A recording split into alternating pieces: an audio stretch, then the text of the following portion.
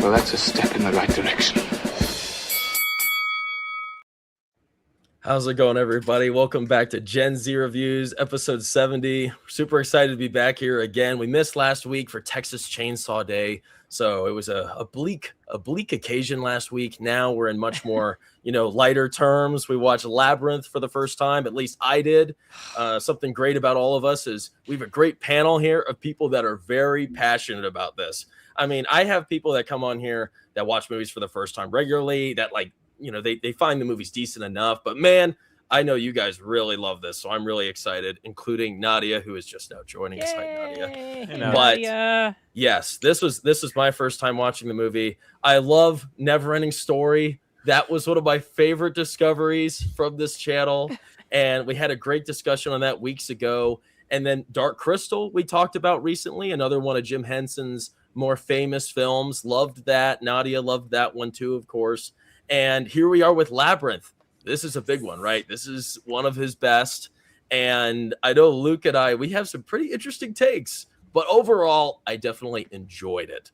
But nevertheless, you can't forget just how much of an artist Jim Henson is, right?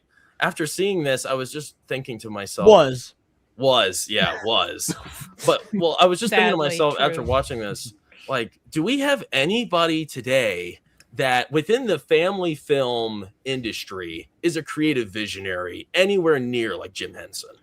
No. Actually, I would say yes. Whatever the name of the guy that made Coraline is, and he's about to come out with that new movie, Wildwood or something. Yeah, which also looks excellent. But that would be the only and it's not like he's near as prolific, but I would just say in that family friendly, but also weird, creepy realm. The mind behind Coraline and the upcoming Wildwood. Have you guys seen Coraline yet? The two of you? No. Oh, you're missing out. Better than Nightmare Before Christmas. Coraline is literally the best claymation, child-friendly scary movie. Coraline's incredible. Truly an amazing film. Dang, you're glazing I've not Coraline. seen Coraline myself. You had sin. Dude. Wow. You know That's what? great. I went years without seeing The Nightmare Before Christmas because everybody said how great it was, and I hated it. It was just nothing but a musical. Overblown. It's not bad. Okay. What? Yeah. Oh, I did not. Oh, I despised it. I was so You know how bored. bad Disney adults are? Nightmare Before Christmas adults are even worse, in my opinion. You sure about that? I'm not joking when I say I watch Coraline probably at least twice a year, once around Halloween, and then I just get the hankering just to watch it any other random given time. So it's twice a year viewing for me. Coraline, We'll add that to the list. Yeah. Okay, add that to the list. While we're talking about this, you sort of two creative entities that are still operating today. Guillermo del Toro, he's still going, but his aren't family friendly though. Yeah, very rarely. It's a similar vibe. Pinocchio-ish. Yeah. Maybe. That's the only one I can Tim think Burton. of. Hellboy was, in the same family-friendly vibe as the Sam Raimi Spider-Man film. You can let your 9, 10, 11-year-olds watch it or whatnot, but I wouldn't call it a family film. It's a PG-13 comic book film, Yeah. But puppets, we're not getting any. We're getting claymation and stop motion, but we're not getting any puppet stuff like this anymore. No. No. I The mean, last Team one America. was Project Hail Mary. Rocky was a puppet. The I Muppet guess, I movie. can't think of. Didn't see that one. Yeah. Yeah, it sounds about right. It's a the lost music. art too. I don't think a lot of people are going into it. At some point, these people are aging out of it, and there's nobody to take over. Yeah. Definitely a lost art, the puppetry and the effects, the practical effects of all of it. I mean, this is really special. Just building watching them. it. Yeah. And sewing all that stuff and putting it together and being creative and doing these character designs, way before AI ever was around, way before all this stuff. But even probably a lot of drugs. they're not even doing a real great job with it because I have Disney Plus. I've seen all the Muppet stuff on it. The new stuff is nowhere near as good as the old stuff. No. It'll be one season, few episodes, tiny little 20-minute movie, and that's it. The Muppet movie that was rebooted a couple years back, that wasn't too bad. With the sequel was really good. A couple years back, Nadia. That was 2011. A couple years back. That's definitely I was more than wondering a if you were couple. talking Wow. 15 years ago. Wow. Where has time gone? To barely I'm speak. old. Gosh. Well, back to Labyrinth. I know you guys are really big fans of the movie. Like I said, Luke and I just watched this for the first time today. Why don't you tell everybody why this movie has left such an impression on you? Nadia, why don't you start? Because you've been really excited to talk about this. I love this movie. It's probably a movie I watch maybe 2 to 3 times a year. The soundtrack is something I always lean into. As a kid, I like wore the tape off, the soundtrack especially. Watching it as an adult, it's very interesting. It definitely, a lot of things went over my head versus being a child watching it. I don't know. It's just something about it shouldn't work, but yet it works. Like the music acts, the creativity of it, the whole fantasy aspect of it. It shouldn't actually work. It should be dumb and stupid in a sense, like if you watch it. But it just, I don't know. It's lovable. And to me, rewatching it today, I was like, oh, it's really, in a sense, like a coming of age for like little girls, or I mean, I guess you could put a boy in it, but in a sense, like giving away her child, becoming a woman in a sense throughout this movie. But yeah, I don't know. It's just something magical and beautiful about it. I'd like to jump off from that. Before 50 Shades of Grey came out, this was the movie Yes. discovering their inner goddess too. I'm so glad I'm following that act. Yes. Yep, this was every little girl wanted to get kidnapped by David Bowie, Oh share my lipstick God. shades with him, Yes. get that Tell cod piece you. on him. It's Ooh, getting hell weird of- in here. Hell of a comparison. He's not wrong though. See, I wasn't gonna make the joke because it's your channel, not mine. But he's right. Like, I wrote this down yeah. a week ago when he said that we were doing this movie. I know. When you really think about it, because Luke and I, we weren't sure how old Jennifer Connelly was. We assumed She was a around teenager. our age, and 14 years it said old. 14 years old, and you got Yeah. David Bowie in here, and he's dancing with her and stuff. Yep. It's like, oh, yeah, but like, like Bowie. so. To her. Presumed statutory rape in 80s movies was fine. Like, yeah, it was a different time. Like, definitely Well, a different time. Also, it's in a sense from her imagination, right? So little Yeah. girls, they want to be rescued, right? They want to be the princess. They want, Right. to be, carried away by a knight. I don't really see anything sexual in the movie, from my perspective, but I can also connect. no, the dots. I would say it's like just pubescent fantasy. you Yeah. know, like, Yeah, exactly. Because I was thinking similar to what you guys were talking about. Like how I guess some people could interpret it as pretty creepy because he's quite a bit older than her, but he's also a fantasy character. He's think about stupid vampires, and they're hundreds of years old, and they're coming on to people that would be just like children to them, even if they're an Right. adult. So it's a similar sort of dynamic. I Because think. of the controversy, Michael Jackson was actually one of the top picks for Mhm. So I don't think it would have aged necessarily Oh, well. boy. If No. it were to be Michael Jackson. Yeah, and I As love per- Michael, but I think you're right. I think Right, like, David I his think he's a whole good- character like design and everything was so freaking cool. And I didn't know Right. who the hell David Bowie was when I first saw this because I just wasn't into like a lot of music and stuff. But I became so obsessed with him. Yeah, because he was so cool and just like sexy. Even my young teen mind could understand he was kind of sexy. But yeah, I don't see it. I don't get My- it. I love no, Bowie. My no, sisters I to this see it. I'm day, straight, like, we Leon still gets go. it. Do you remember the babe of the He like? We'll oodled literally everything. say the lines to each other Power still of to this voodoo, day. voodoo, you do it, mommy. I Yeah. want to jump off on that. And that, like, so I was a David Bowie fan when I first saw this movie. I love David Bowie, and this Magic Dance is actually my favorite Bowie song. Like, Oh, I it love became that my song. favorite Bowie because it does. And again, long history of loving Bowie, fucking China Girl, Rebel. But this movie came out, and well, I mean, I say it came out before I was like I saw this at a young age, and it's like, no, this is.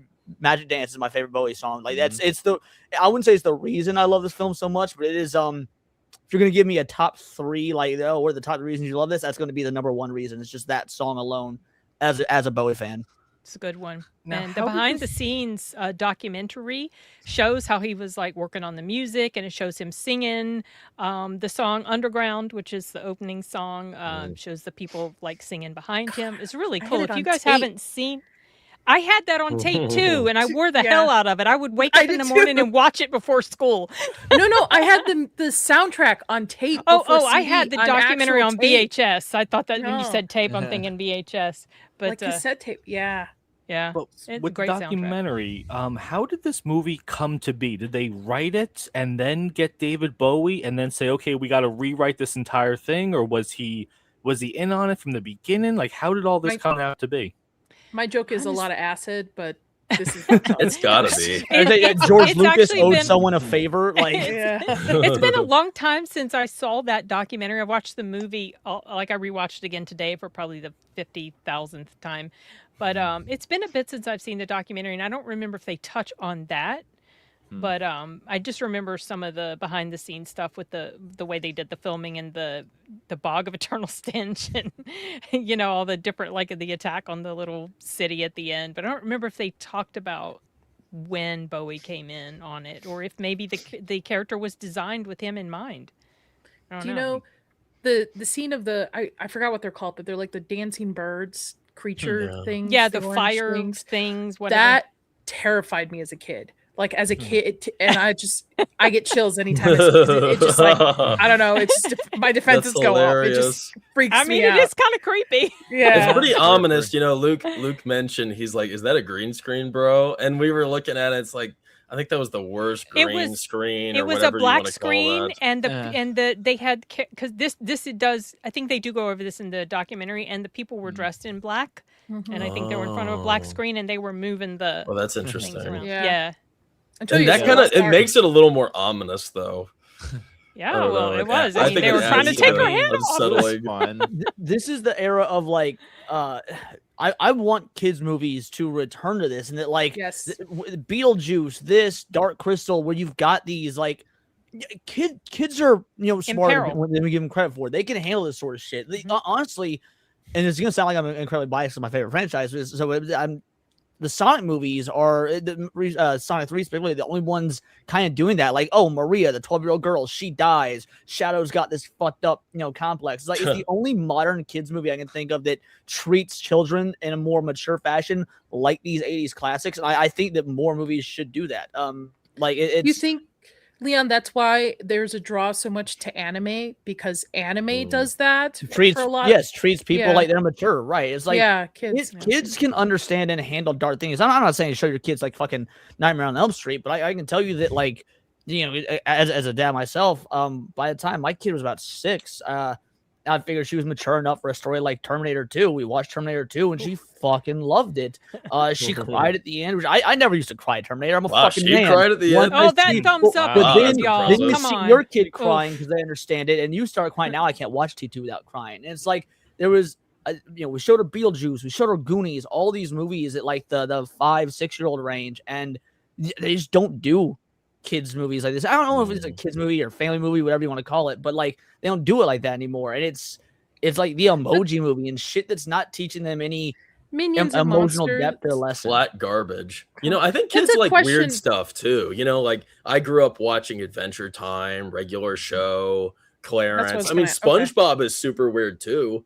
Goosebumps. I mean, everybody loves Goosebumps. Well, see, All of this Goosebumps is is a little pretty bit different weird and But wacky, Goosebumps is and from it challenges millennial you. time. Yeah, though. like there's a difference between weird and dark. And I'm not saying those things don't have dark in it. Like Adventure Time definitely had darkness to it, but like there's a level of darkness to things like Beetlejuice or even the Goonies that like, you would not hear in a kid's show today, we're gonna die. No, Goonies never say die. Like kids movies don't say death, die, things like Well, that. Beetlejuice anymore. also They're helps soft. kids deal with the idea of death and afterlife and grief and stuff. Like those type of themes are not really put into children's entertainment nowadays because they kind of want to, keep them protected from it, Right. which does the reverse. I think it does a actually. disservice to Yeah. kids. Which reminds me, like between the two of you, since you guys are Gen Zers, what are your movies you guys grew up that maybe you could see those themes through? Because I can't think of any Gen Z animated movie for kids or family movies. Maybe Shrek, like at Shrek is best. old. Shrek was millennial, but- What's Yeah. the movie? James and the Giant Peach. Well, that's that was the millennial. weird one. We're talking Wow, about was it? you. Like, what Yeah, year were you guys? James Yeah. and the born Giant Peach, that's a fucking What's mid that? 90s movie, early 90s even, but like Yeah, I saw it as a kid. I grew up with older movies. You know what I mean? Like that's that, the thing. like It's like the 90s. reason you grew up with older movies because there was nothing for you guys that was of any, at least in my opinion, like emotional value. I can't think of aside from Coraline, which I think you could even say is into millennial era, but like I can't think of one that really treats kids with that level of respect. What's that movie with Yeah. that big green dragon? Pete the Magic Dragon or something like that, or Maybe yeah. Was that? I know That there's a was movie like called way Pete's back Dragon, in the but- 70s or something, wasn't it? No Yeah. way. No way. I'm see, blanking you on guys are my anim- childhood movies right now. I see. You know Shrek what? in my Here, I'll head. give you one. I see Up. old Up ones. was one of the last movies that did that for your guys' generation. there you go. Up definitely had that. Uh-huh. Pixar Now doesn't do those emotional themes anymore in their movies. Very rarely. Maybe the new Inside Pinocchio. Out might be the closest that they come The to new stuff like that. Pinocchio is that Well, what you said? that kid exploded. Oh my Oh, gosh. Pinocchio unstrung or whatever. Oh, the Yeah, horror they dropped movie. a bomb on that kid. Wow, that's dark, bro. Here, let's say hello to everybody in the chat. If you're joining us here, first off, thank you as always. The way this works is we're going to be just talking generalizations about the movie. I also break the movie down into chapters. We're going to go over the movie in 5 chapters and analyze each one according to the story in each of the chapters. So yeah, stick around, and we got a lot to talk about because there's a lot of freaky weird stuff, and I have tons of questions for the panel because there's some times I've left scratching myself like, is this what I think it is? And I don't think we get clear answers along the way. So I'm curious to see what you guys think. Let's start with our friend Mega Spidey-Man here for €5. Thank you, Mega. We appreciate it. A 5-banger, as Leon says. Hello there. Delighted to see you discussing Labyrinth. It's a very sweet, creepy, charming, and super creative film. To all, favorite Bowie song and film, and why? I mean, I already said mine is Magic Dance. Yeah, we already so we're not know allowed to Leon's. pick Yeah. that. Probably Rebel because that's.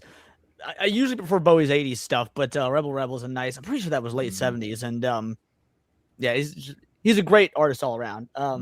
Ground Control to Major Tom. That's a pretty good one. Mhm. That's That's a my yeah. favorite.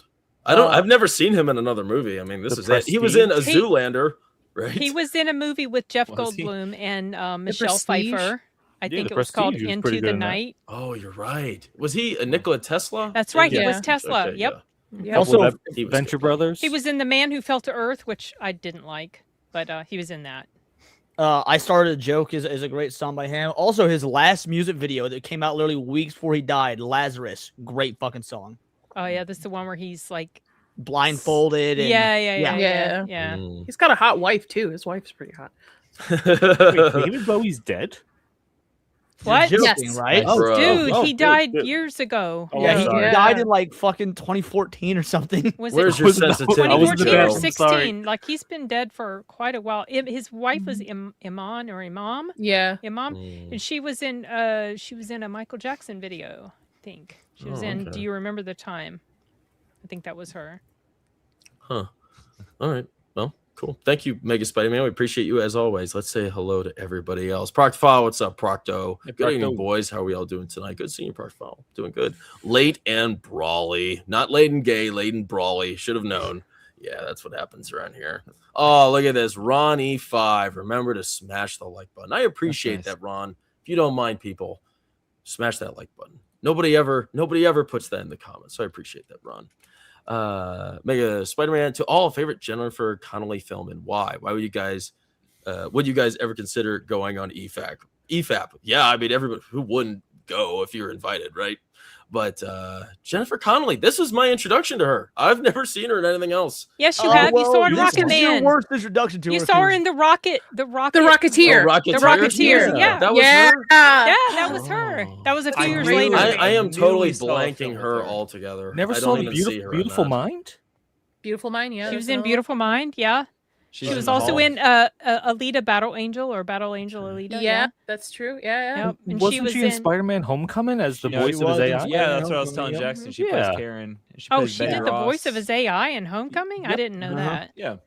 She was Because, also her in. husband Conley, did, though, Vision, she so. fucking sucks in this movie. I'm gonna be real. She is, No, she's she young. doesn't. Okay, so She's a listen, terrible actress. in this tripping. movie. Leon, you think she's not great in here? I mean, her acting has improved. You think she's not great in here? absolutely. Watch her in Phenomena.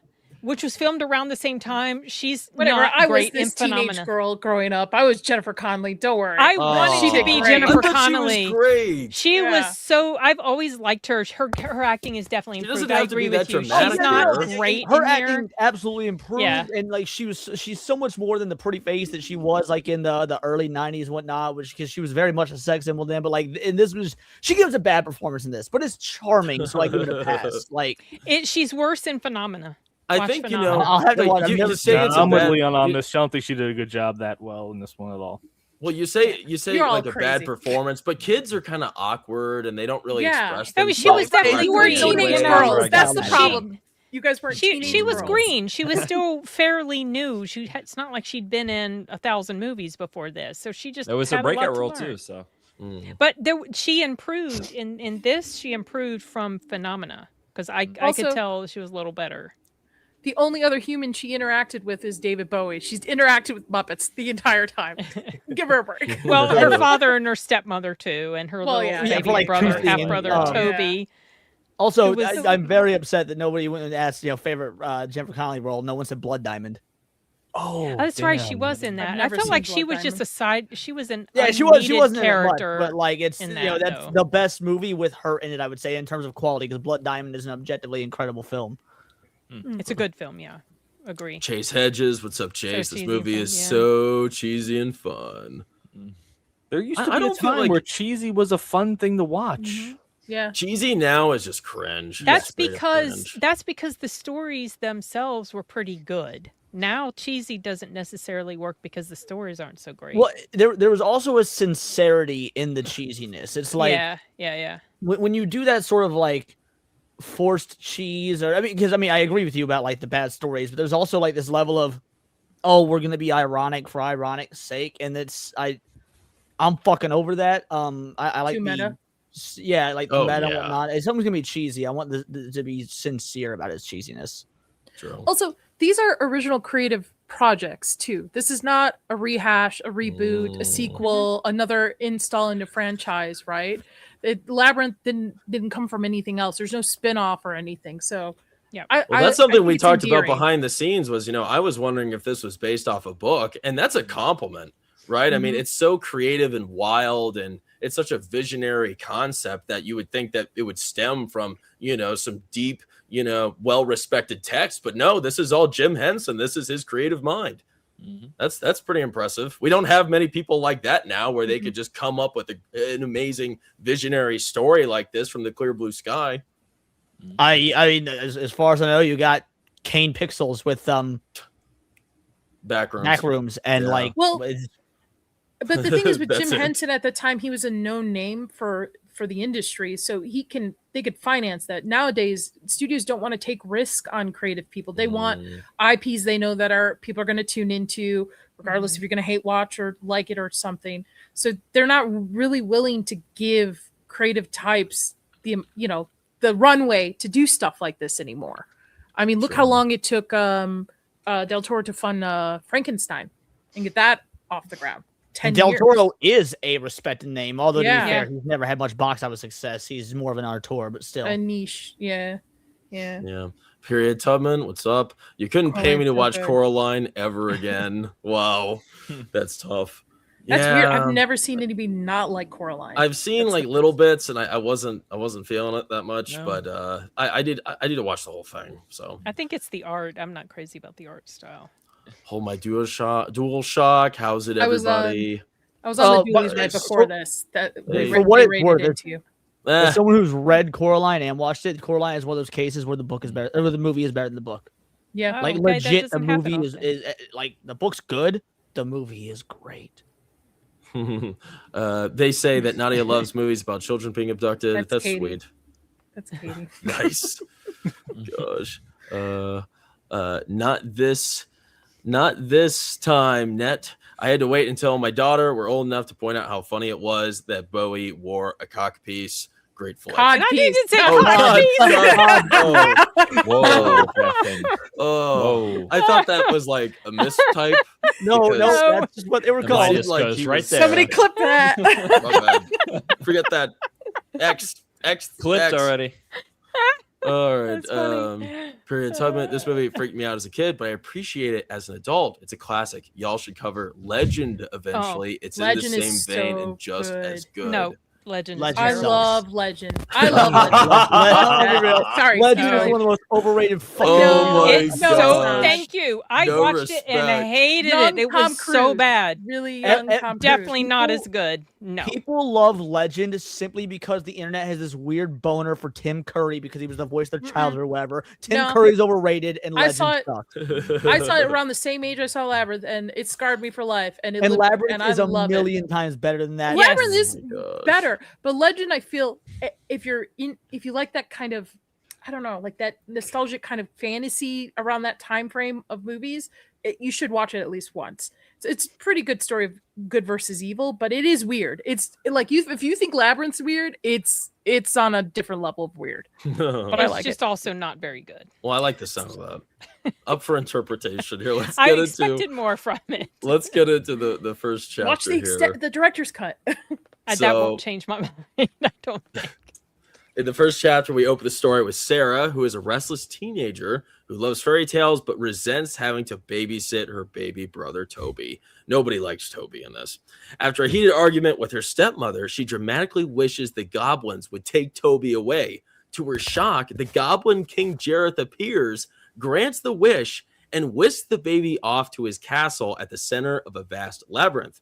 He gives Sarah 13 hours to solve the labyrinth and rescue her brother, or Toby will become one of the goblins forever. Now, this was a very interesting introduction of the story. I was a little worried at first that we were going to be stuck on planet Earth the whole movie, and that David Bowie was just going to sweep into Earth and do some wacky stuff there. That obviously wasn't the case.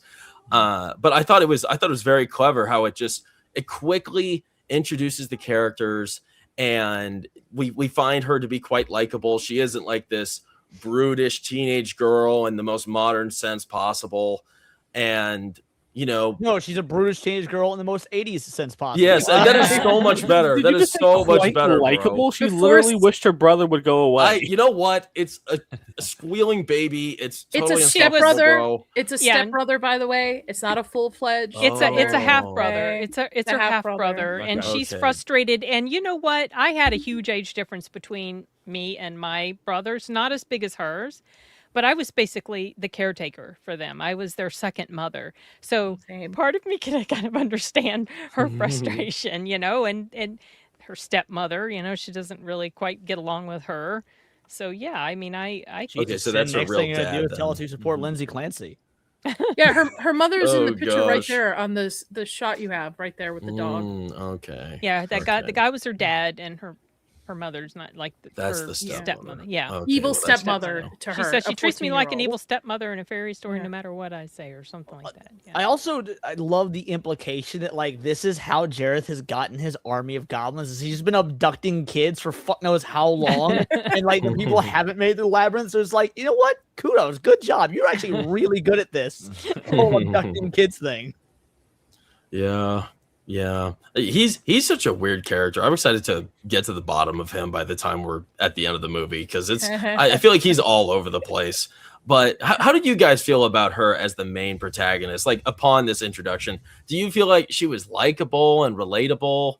She's no Ray What do you Palpatine. think? If you ever were a 14-year-old teenage girl that grew up before social media, yes, relatable. Truthfully, like before the internet made teenage, young preteens and teens older than they should be.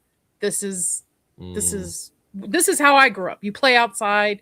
You have fantasies that you like outlive in your mind. You're the princess, or Power Rangers as I grew up. So very relatable. I think if you did not grow up during this time frame, it's gonna be a little harder to find the charm in it, I think. So I can't relate to the whole teenage girl part, but I will say, as someone who was a theater kid, when she's in the park Well, in the beginning, same and thing. she's doing the theater kid lines and stuff, I was like, "Yup, been there. I was also a fucking loser at one point." It's okay, Leon. I was a theater kid too. Don't worry. Oh, wow, that is tough. I thought she was likable too. I hate to say it, it's just such a breath of fresh air that she is. First off, I love that she actually had a collection. She was passionate, She was passionate about, the world of fantasy, and she had dreams, and she embraced creativity. I mean, these are all great qualities. I always think it's funny when like Never Ending Story in that movie, the main character, the young man, he's like just a little kid, and he gets in trouble because he's living in fantasy land, and he's so creative, and he gets so invested in these books, and his dad is disappointed in him. It's like, geez, nowadays you're begging your kids to be like that. It's just so funny seeing how different it is because of where we are today with technology and such. She's also on the cusp of womanhood at this age as well, right? She still plays with stuffed animals. She still has like plays that she plays out in her head and stuff, and she's in a sense like on the cusp of that part of childhood is going to go away eventually. You're going to become interested in boys, womanhood, and all that stuff. So well, also, well, we mentioned that she was like 15 or 14 or so years old when she was filming this. The character's like 16 or 17 or something. So she's, when you say on the cusp of womanhood, because like one is like a 16 the character is older than the actress, even putting more so what you say into perspective. Yes, even with her being 16, still on the cusp of like being an adult, she's still hanging on to those threads of her childhood, fantasy and, imagination and stuff. Yep. So to me, this is like a story of her coming to terms with that. You can still have that even as you go into adulthood. You can still have how many that of us imagination. are surrounded by toys and action figures right now on the stream? Oh, right, all of us. Hello, literally all of us. Yeah, I got a pile of Pokemon right here. So, yeah. That's good. Yeah, you just got to embrace it, right? Yeah, so her character is 16 in here. She was 15 when she filmed. So she was around the same age. And for me, totally identifiable.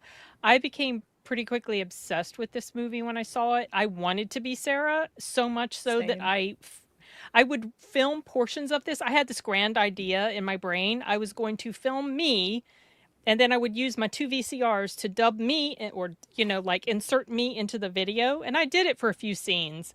The scene where she's outside running in the, running where the lake is. I filmed that. I remember there's one of the scenes I filed, and my kneecap popped out when I was running. And it was extremely freaking painful. Oh my god! And it was caught on film. Yeah, my brothers were my one of my brothers was my videographer, and the other would turn on the tape recorder because I would lip sync the words, the lines. I had like all the lines memorized.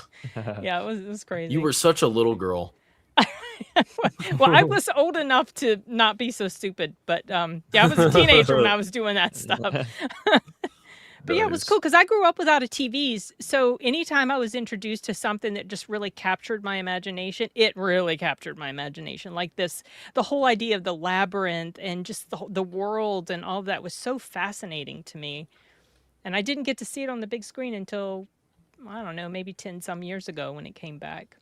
I don't know that I ever actually saw this on the big screen. This might be one of those it has movies come that back never a time or got two. Released too. Yeah. Keep your eye out because it might come back. I mean, it's come back at least 2 or 3 times since. Well, Alamo does stuff like this all the time. So I'm okay. sure that because I've seen so many re-releases of the Alamo. I never even considered seeing there's Labyrinth re-release. I think it came out in like what 86. 86. So it's coming up on 40 years now. Yeah. It's always a treat when movies come back to theaters after so long. Pan's Labyrinth is coming back to theaters. It was back last year. Another good Labyrinth movie. Very different, but another good Labyrinth movie. Actually, different, but also in the same vein, dark, right? It's dark. Yeah, but not in a family-friendly way whatsoever. No. Pan's Labyrinth is not unless for you want kids. to teach your kids about like war and stuff Kids like cannot that. watch Pan's that. Labyrinth at like 12 or something. You haven't seen it? You haven't seen it? I've seen Brawler. Oh, I loved it. No, we saw okay. it. Yeah, we did a stream It's on great it on the big a few months screen. ago. I went to go I'm see it last excited. year when it came back. It holds up really well. The effects It too. does. The practical effects is beautiful. Yeah. Luke thought that Pan's Labyrinth and this was connected. Prior to seeing the watch, I can see that. I could see it. see The it. girls I can look see kind of it. similar. Like maybe she's in another labyrinth here. Like Pan's Labyrinth, she's a little girl. She goes through that ordeal, and then in this, I can see where you can connect the dots. I can see it. I can see it. That would be pretty crazy. What if Dark Crystal and Labyrinth are in the same universe? That's what That'd be freaky. Yeah. But Dark Crystal's like on a different world. Not where this is. That's true. This is Earth still, and then she goes off into this. Strange. different Fantasy realm. dimension or something. Yeah. Huh. Well, did this movie actually happen? Because we had that conversation with Pan's Labyrinth. I asked the same question: did it actually happen, or is this all in her mind? On her mind. No, I mean, they all came back this at actually the happened. end. The whole like in her mind thing. I is didn't- absolute bullshit. I didn't This like that. actually That happened. was odd. Well, they showed up at the Yeah, end. at the end. Yeah. They're all in her in her bedroom. room. Yeah, but she could just be imagining that. It's right? true. Yeah. She could be. If this was all in her head, I think it would totally negate her hero's journey of getting her brother back. Because like you Right. need the brother to actually go away and her to have a reason to go on the quest. It wasn't a dream because she ended up in the ground floor. Yeah, if you're saying it's all in her head, as in what really happened is someone just abducted the baby while at the park and she's really going through the city trying to find him. Okay, maybe, but I don't think she's like. I don't think it's one of those sorts of movies. That's a good point, Leon. Like if they had placed this as she's going through the city, but made it like, oh, this dark alleyway is like what part of the Sucker Punch labyrinth. does, like yeah. with the This girl- homeless guy's actually a troll. You know what I mean? Like that would make That'd be- sense. Then it's That'll all be the in Tom her Hiddleston head. sequel. Yeah. Well, here, let's get to that proct file. He says, any of you see the teaser image for the proposed Labyrinth remake with Tom Hiddleston? Mm-mm. If not, I'll send it Haven't your way seen it. for They don't need $5. to Thank you, remake proct it. file. What a They terrible better idea. not. I don't know. I like With Tom I don't think Hiddleston we'll- as David everything, Bowie? Everything Like his that's character? old could be new again, and if there's nothing they can make anymore, they will totally remake this thing with Tom Hiddleston. Ugh. I No can't thanks. see it being You need to appealing remake to, it. Oh, sorry, go my bad. I At can't least see make it it being Timothy appealing to- Chalamet. to No. audiences nowadays. Use a bigger cod piece on them. Labyrinth has a following because of millennials, Gen X's, like who grew up with this stuff. I don't really see it being a box office like draw for a remake of it.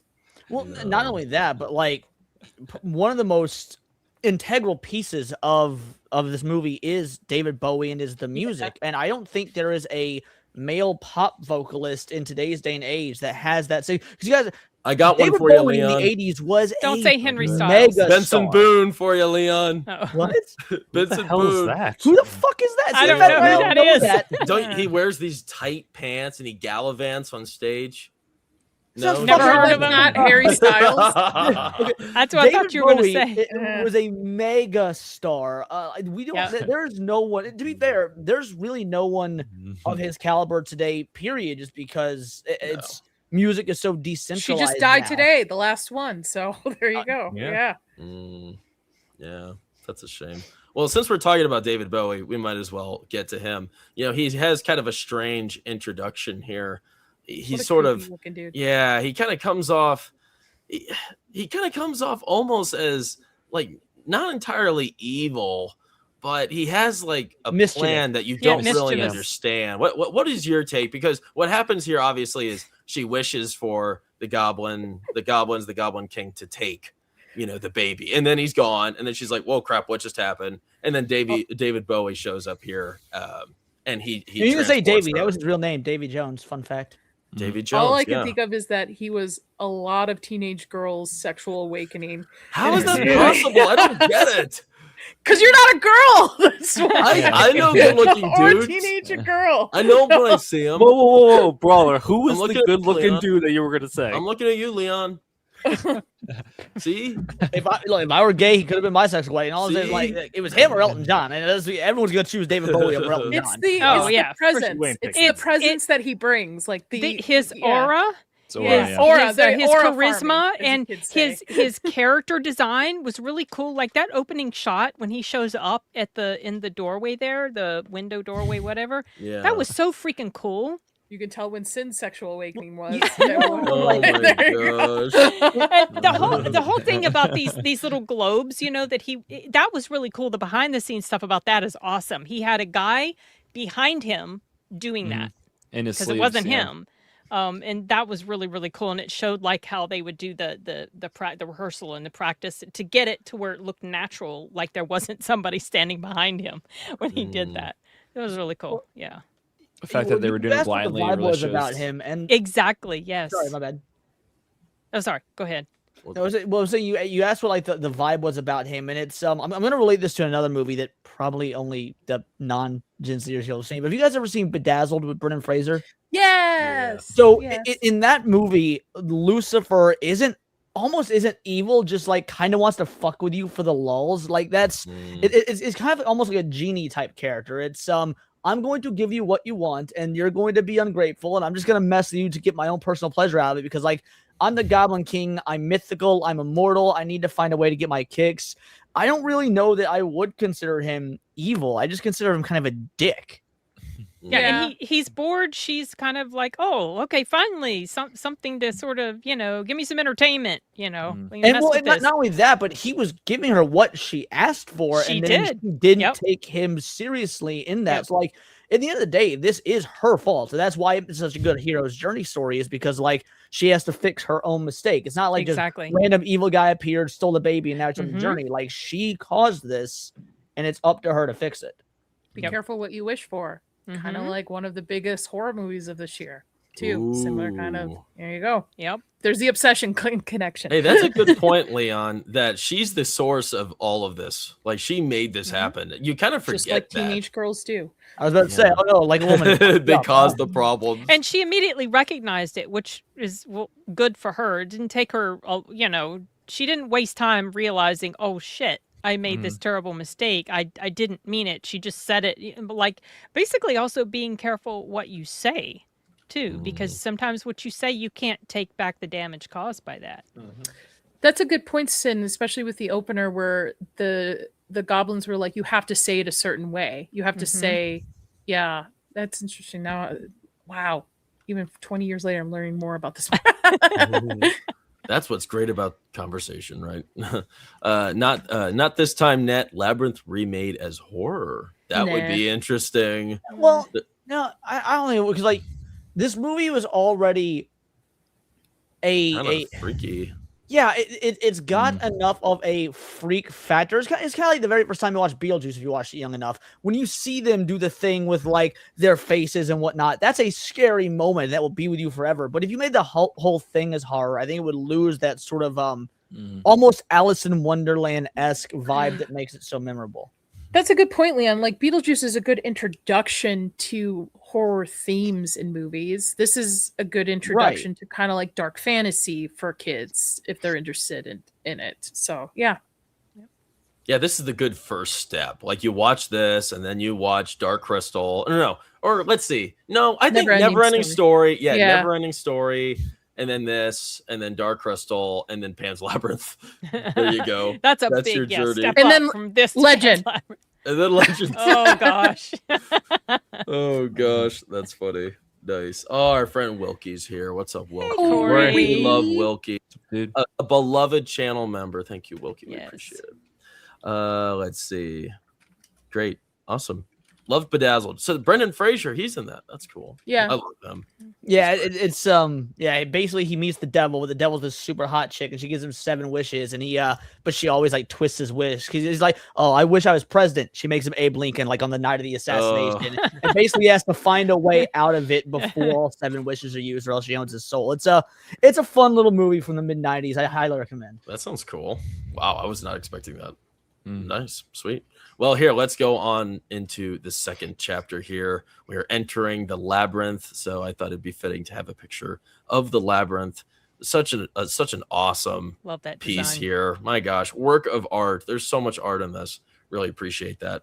So yeah, in the second chapter, Sarah steps through the labyrinth's outer door and immediately finds herself in a confusing, endless maze of high stone walls that seem to shift and rearrange themselves. The path stretches on forever in every direction, and passerby creatures only make the maze that much more confusing. Soon she encounters Hoggle, quite a few times here, who is bribed into further participation. He warns her that the labyrinth is full of tricks and that Jareth is always watching. They reach a pair of identical doors guarded by 2 strange creatures split by truth and lie. She makes the correct judgment, but is punished for it.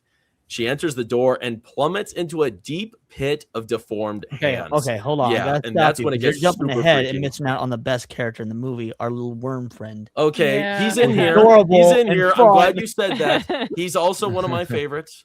Patience, my friend, patience. It was good. Before we get to the worm, because I do have a point in here for that. Mm. What do you guys think is the point of the labyrinth? Like, why does this strange place even exist in the way that it does? Because you look here, you look at this picture, there's no method to this madness. Like, why is it this way? What's the point? Sorry, go for it. I was gonna say, it teaches you the friends you make along the way are the true happiness. What if you don't make any friends along the way? You're screwed. Okay, got it. Yeah, it's just gonna be sadness along the way. Well, I feel like a lot of people give up. Like, I feel like Hoggle's character, I kind of feel like he's sort of a victim of this system. And that's why he's sort of jaded and cold-hearted at first and closed off. He obviously doesn't have any friends. And I felt like he was subjected to this system at one point, and he lost hope. Is. A bit of a correction. She met Hoggle before she went into Labyrinth. Yeah, she met him like outside the wall. Yeah. She met him there first, and then she sees him again. Yeah. My bad. Yeah. He's the spy. He's the spy that turns. Yes. Mm. Yeah. So he is originally sourced as a spy. I mean, I think all creatures in there are kind of originally sourced as a spy, right? Because I mean, they all have to answer to him, to the Goblin King. So, okay. But yeah. I don't know. I think it's just a cool maze, a cool labyrinth. You know. I mean, it looks intimidating. It looks unsolvable. Like how you look at it, and it's kind of overwhelming. So this is the journey she's going to have to go on. Is this the journey into adulthood? Well, I would also look. I'm no fucking expert on Greek mythology or anything, but like, of course, there's the ancient Greek story of the Minotaur and the labyrinth, and its message there is like is hubris, is overcoming your own hubris, which is very similar to how this starts. Is she's very like a careful what you wish for sort of thing, where she's hubristic about like not taking the Goblin King seriously, losing her brother, and now she has to sort of atone for that. So I think there's probably like direct parallels. And again, I don't know a whole lot about that story. Ancient Greek's not really my thing, but I'm sure there's a lot of parallels in that same vein. Only you've got goblins instead of minotaurs, and it's 80s instead of the fucking thousands of years ago. But that would be my guess. Yeah, I think that sounds fair. I like that it's very like dead, right? There's no greenery, there's no life to it. It's just decay and sadness, right? And I think it's so intimidating. Imagine if it was just a forest. And yet it still looks more lively than Palestine. Yeah. Imagine if it was like a full green forest. I don't think it would be intimidating on screen as like this is. No, it wouldn't. And I think it's supposed to show the contrast of like Goblin King. This is the Goblin King's world, right? Nothing thrives here. Nothing really, lives here. Yeah, like the only green you see is like in the stinky swamp, and then or when you get close to the castle, and that's about it. Yeah, you sort of see the levels here, right? I mean, you have the front here, which is the hopeless maze, and then it looks like it gets a little greener the farther you go into. It's kind of like your chat right now. The only green we see is Proctophile. True. Well, it also shows that everyone is miserable inside of this, and then she shows them just a little bit of kindness, and then they start helping her along the way. I like that. Yeah, I thought something that was like, I thought this added just a whole another level of discomfort to this entire situation was, when she first starts going through the labyrinth, and obviously there's these, and once she first gets there, there's no deviation, right? It's just one straight path. And it's like, how the hell do you get out of there? I mean, you see like this aerial view of the place, and obviously there's different halls you go, and there's turns left and right. And you saw so cleverly, I really don't even know how they did it, where the worm revealed that the deviation was seamless, and that she had to walk, like turn and walk into the wall. And when the camera's pointed at it, it looks like there is, like, it's just one flat wall, but she walks right through it. And no, there was an opening there, but we couldn't even see it. I really don't know how they did that. I thought that was really clever. Did you ever see, I would certainly hope so, otherwise I'm going to lose some respect for you, but Indiana Jones and the Last Crusade? Oh, gosh. You've not seen You know You what? haven't Okay, seen as a that? child, bro. At the what I was about to Does say that is Indiana count? Jones anyway. Never mind. Before you watch any other fucking movie, watch the Indiana Jones movies. God He's damn referring it. to the walk across the Yes, like the you're abyss. the leap of faith. Yeah, is- the yes, visual correct. whatever. The The trick. optical Even You I've can't- seen the it. optical Box illusion. office. Yeah. Leon's gonna hang me. Bro, it's literally all right. It is Dude, you- downright just disrespectful. You've not seen the Indiana Jones movies. Holy Is shit. that how is that many the of one you where the ha- big boulder is rolling down? That's No, the- that's the first Raiders. one. That's I'm talking about the Raiders. third one. Leave That's him one of the alone. opening My scenes in Raiders. Don't comment. Oh my gosh. Oh, that was bad. You weren't supposed to know that. That is part of the plan. You can stop with the Last Crusade. So You much, don't need to go so any much, further. yeah, so much work to do with you. Box We'll stop office. at the last Indiana Jones movie. No, third see one. the rest of them so you I appreciate hear the that's originals the more. best one. I like Yeah, Temple but- of Doom. That's my favorite, but That's a because fun I have one. Yeah, fond memories of that it. one Like, was I my have favorite nostalgia for a long it. time. My dad's like, you want to see somebody's heart get ripped out of their chest? Here you go. That's sweet. That's what created the PG-13 rating. Really? It's true. Yep. Man.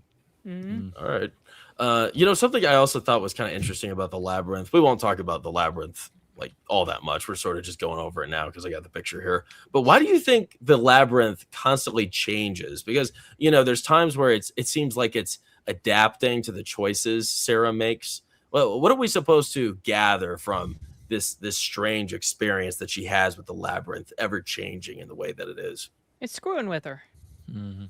Yeah, like the Labyrinth itself is almost like not to bring it up again, but the back rooms, where it's like just how the back rooms themselves are their own character. The Labyrinth is its own character. Yeah, you've got Jareth. Yeah, you've got Jennifer Connelly's character. You got Hoggle, but the presence of the Labyrinth. There's a reason that's what it's not called the Goblin King. It's called Labyrinth because it's its own entity. Well, Like it's It's its own the same- character. It's like yeah, a the same way character. that people watch Supernatural consider the Impala a character, not just a fucking car. Right. Leon, correct me if I'm wrong, but isn't the labyrinth like in Greek mythology? Like this is what happens. Like anybody that's kind of thrown into a labyrinth in stories is like the labyrinth does mess with you. Like you walk. Yeah, well, so the mean- labyrinth in Greek mythology is based off the labyrinth in Egyptian mythology. It actually Yeah. predates it by a long time, but yeah, basically it is supposed to be the vessel that tests your fears. Like it tests your fears, tests your resolve. And Goblet of only Fire. those who are- what was that? Goblet of Fire, Harry With Potter. that Goblet labyrinth, of yeah. Fire. Yeah, yeah, Goblet of Fire does it too with the hedge maze at the end, exactly. And that's always usually the central theme of labyrinths in media, is that it is the thing that only the person with the most stalwart will forge ahead and not give up will ever actually succeed in. Mhm. So I think it's not so much the Goblin King. It's just the mythology around labyrinths. I think Jim Henson just brought that in. That's why it's messing with her so much. Kind of like Jim Henson's Muppets Christmas Carol, right? That's one of that's the best telling of the Christmas Carol on screen, like by far. I mean, you have what's his face straight acting with Muppets, but it's What Jim a Henson's time. twist on it, right? So I think it's just in a sense his twist on labyrinths, the mythology around them. You think that's the best? That's the best iteration? That is the best iteration. of it. Wow. Have you ever seen it? No. What? I've You seen the need Jim to. Carrey one. Does that help? No. Jim Carrey no. one is good. It's not near as good, but it is good. Like I'm it's- telling you, it is the best on-screen adaptation of the Christmas Carol. Yeah. Protophile's comment says maze is gonna be confusing, but they all have a simple Sin, don't you solution. dare. You guys know what the simple solution to any maze is, right? Climb up Yes, the walls. that's Don't what I like told my puppets. wife. Ah, Sin, why? Always don't. walk with your. Never have. Always take every left or every right. Oh. If you touch the right side of the wall or the left hand of the wall and just keep your handle on the right or the left, you will eventually get out. That's the simple Really? solution to every maze. Oh, that's good to know. Thanks, Leon. Or you could climb up the wall and just. You could also you could do that. Just go You up could do and that. over You each could do that time. in the labyrinth. It You can't wasn't do that in all the core high maze. up. Yeah, No, that you means can't. All right, do now. that, That is no. true. But a core maze, you can like break the Just like keep running. Yeah. Yeah. I don't know. The corn's pretty thick. You're not getting very far. But here, let's talk about a character and who entered. Once Sarah entered the scene, like you said, Nadia, we met Hoggle, who is a very interesting little guy, plays quite a captivating role, and he's really ugly, but also kind of like cute and fun at the same time. Very strange. What do you guys make of his character, and what's his purpose in this story? He's almost like a slave to David Bowie's character. Yeah. It's almost like there's you would think that there's a backstory between those two. Like he tried to take him down once, and then he was threatened and offered a job as what does he do? He's the spy. Yeah, offered his job as a spy and to stop anyone who tries to escape and send them to the beginning. Like he was offered the job. That's a nice way of putting it. That's, I mean, they don't say anything about Well, I mean, I look at his nose and I see Labyrinth and I say he's obviously standing for the Jews. Obviously. No, joke aside, like it's not your channel. No, trust me, YouTube's okay. I promise you. But no, like, so jokes aside, I think he's supposed to represent like the banality of evil. Like every movie has a character that, for one, needs a redemption arc because he's positioned from the beginning as like he does have a good heart somewhere in there. He does, but he is more ruled and controlled by his fear of Jareth and by him not doing the right thing, even if he's not a bad person. Like that's the banality of evil. When you don't do the right thing, just because you don't cause the evil still happens. And you kind of need him to, despite the fact you see the good in him the whole time, or at least what there should be there. By the end, he finally has the resolve to, after also going through the trials of the Labyrinth, because he's technically going through it as well, to finally have the resolve to stand up to Jareth, and he gets his redemption. Yeah, sounds about right. covered a lot of ground there. Yeah, he did. Yeah, I can't add to that. Fair. Yeah, so the prequel movie would, of course, explain all this, I'm guessing. Wow. Yeah. All that sculpting on that face to give that texture. It was and stuff. so yeah, and that's right. Latex, I think foam or latex is one of the two. They show all the work on him in that documentary and everything that went into making his expressions and all that. And he was acted by a little woman. Yeah. Oh. Yeah. Deceiving. That's what I originally went to school for, was like to build like animatronics for films and stuff like that. Was part of my classes and stuff. We had to like build a small one. But yeah, it's a beautiful art. It's lost now because now everything's CGI'd. But yeah. Gosh, yeah, I feel like it's almost special just seeing a character, first off, that is practical, obviously, that's somebody wearing a suit, but it's also somebody small. Like, this is a small person wearing this suit. I can't remember the last time I saw like a new movie with a smaller person wearing a suit. Blame like as a Peter smaller Dinklage character for that one. Not a small person, but the Dungeons & Dragons Honor Among Thieves had a lot of like puppeteering, people in costumes and stuff like that. They had one person as a bird person. And kind of one of the reasons I really loved it, they also shot on sets, not on green screens a lot. So okay. Yeah. I love that movie. I love it. The movie also ends with a labyrinth. Yeah. Oh, I forgot about that. Huh. Yeah. Well, fair enough. Cool. Well, going towards maybe like the later part of this chapter here, Sarah, she plummets into this pit of these hands, which are sort of like grabbing onto her, and even worse yet, talking to her. Like, for me, this was the freakiest part of the entire movie. How did you guys feel about it? Was it freaky to you? Did it freak you out? My favorite effect in this film. Are we supposed to take something from that scene as well, or is it just a freaky scene to? I don't think so. I literally think it's just like, what creative, weird, esoteric shit can we do? Like, unless I'm wrong, you guys see something like super hidden within it. I was always fascinated by that scene. I remember seeing clips of the trailer, like maybe when I'd be at my grandma's house or a friend's house or whatever, when this was out in theaters. And in the trailer, they show a clip of her falling down, and I was just so captivated by it. I had no idea what the hell was going on, but I knew it looked really cool. And so when I finally saw that scene, I just thought it was so cool, and the way they did the hands to make the faces, and yeah, they were actually real on hands. This panel. Yeah, did anybody on this panel play Expedition 33? I did a little bit. I didn't finish it, but Okay, it's. well, I see where when you're they going. first with. get Yeah, to the yeah. beach, though, I'm sure you got that far. Yeah. There's the giant monsters that are basically these. It's the hands making the faces and the Yeah. mouth is opening. Like when I played E33 the first time, I'm like, yo, this is just a fucking roided out version of the Labyrinth monsters. I Like need to go back and finish that game. I Is didn't that a finish new it, one? Yeah. E33 came came out- out Yes. last year. It's Last year. probably It's- the greatest It's game a of the last French 10 years. story, like right? I think a French. Yeah, it's French. Yeah, it's very Um, good. I just didn't finish it. Literally, Is like, that- again, that's is it really called E33 or Expedition? well, it's Expedition. Expedition. Is that the 33. one they're supposed to make a movie of? I thought I heard they were Yeah. supposed to make a. Okay. Yeah. Really? I what's didn't know his it was even a movie. What's I his thought I face? heard about that. My son it was told so me. popular. What's his face? Who plays Daredevil? Is voices one of the main characters. Oh, Charlie Matthew- Cox. Yeah, Charlie Cox. Charlie Charlie Cox. Cox. was, Yeah. yeah, one of the main Okay. dudes. Yep. Wow, weird. What I took away from the hands was Jim Henson likes his LSD. It's truthfully, I'm telling you, back then they all did a lot of drugs to get this. It opened up think their you're onto something. creativity. It's not the It is. LSD. What Jim Henson was trying to capture with the hands thing is that he his hands were ready to eat for everyone, including his wife. I don't know if you guys know that or not, but Jim Henson kind of did the shit out of his wife.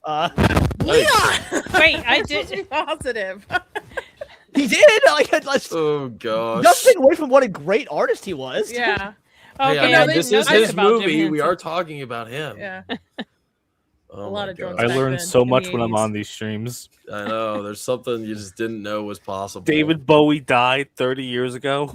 No, not 30. How did Not you 30 forget years. that, bro? Like Within 10, the last I 10 think. years. Yeah. Where were Yeah. you, man? Not on social media. I was in the bathroom. Sorry. You I know Dolly remember Parton where I died was the yesterday, moment I heard right? the news. He was dead. Say Yeah, what? he's kind of one of those singers that everybody knows is gone. Yeah. It's kind of common knowledge, Joe. Yeah, that was a. Alright. Well, okay, in Deadpool 2, there was a Tom joke Petty, where he he's was- also gone. I always mix up him and David Bowie. So Yeah. is You Ben do White, know by the way. that Michael Jackson is gone, right? He's gone. No. Yeah. Oh no. I knew where I I was that just, day you when know, he died too. Oh.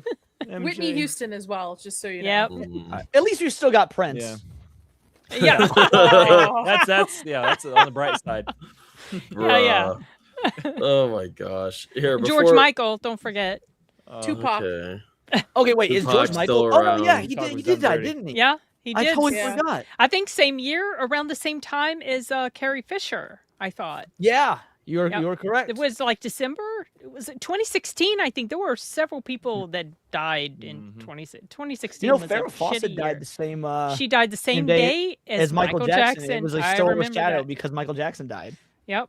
I heard Wow. about her dying, and then in the next right, end of moment death. he was End in of the he was in the hospital. You know, but he was So we got already we gone. got off on a tangent. Pardon us, box office.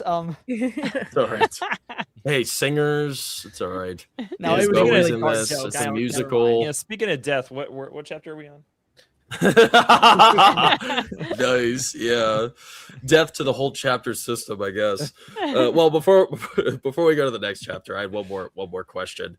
And Nadia, I always like having you on because you have experience in the field with practical effects, and you respect the stagecraft, right? I mean, that's something I also miss that we don't see very often is just beautiful stages, right? And these sets that are so lived in and real, right? And I feel like, we just watched Dark Crystal not long ago. We saw this. Both have just exquisite sets. What do you think is like special about the sets and these different landscapes that we spend time in this movie? I think it gives to the actors themselves. They're not acting against like a green screen. I mean, some of them like the black screen and stuff for the Muppets and stuff, but I think it adds a texture, a depth to it when you're watching it on screen, but it also for their performances to come through. So they're not just standing there just talking to a wall that they're going to eventually like put, a mythical door or something in front of. So I think it just adds, I don't know, character, depth. It's a Realism. lost art. Yeah. It's really honestly, Believability. Yeah.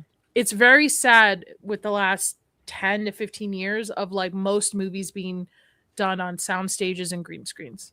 Mm-hmm. Yeah.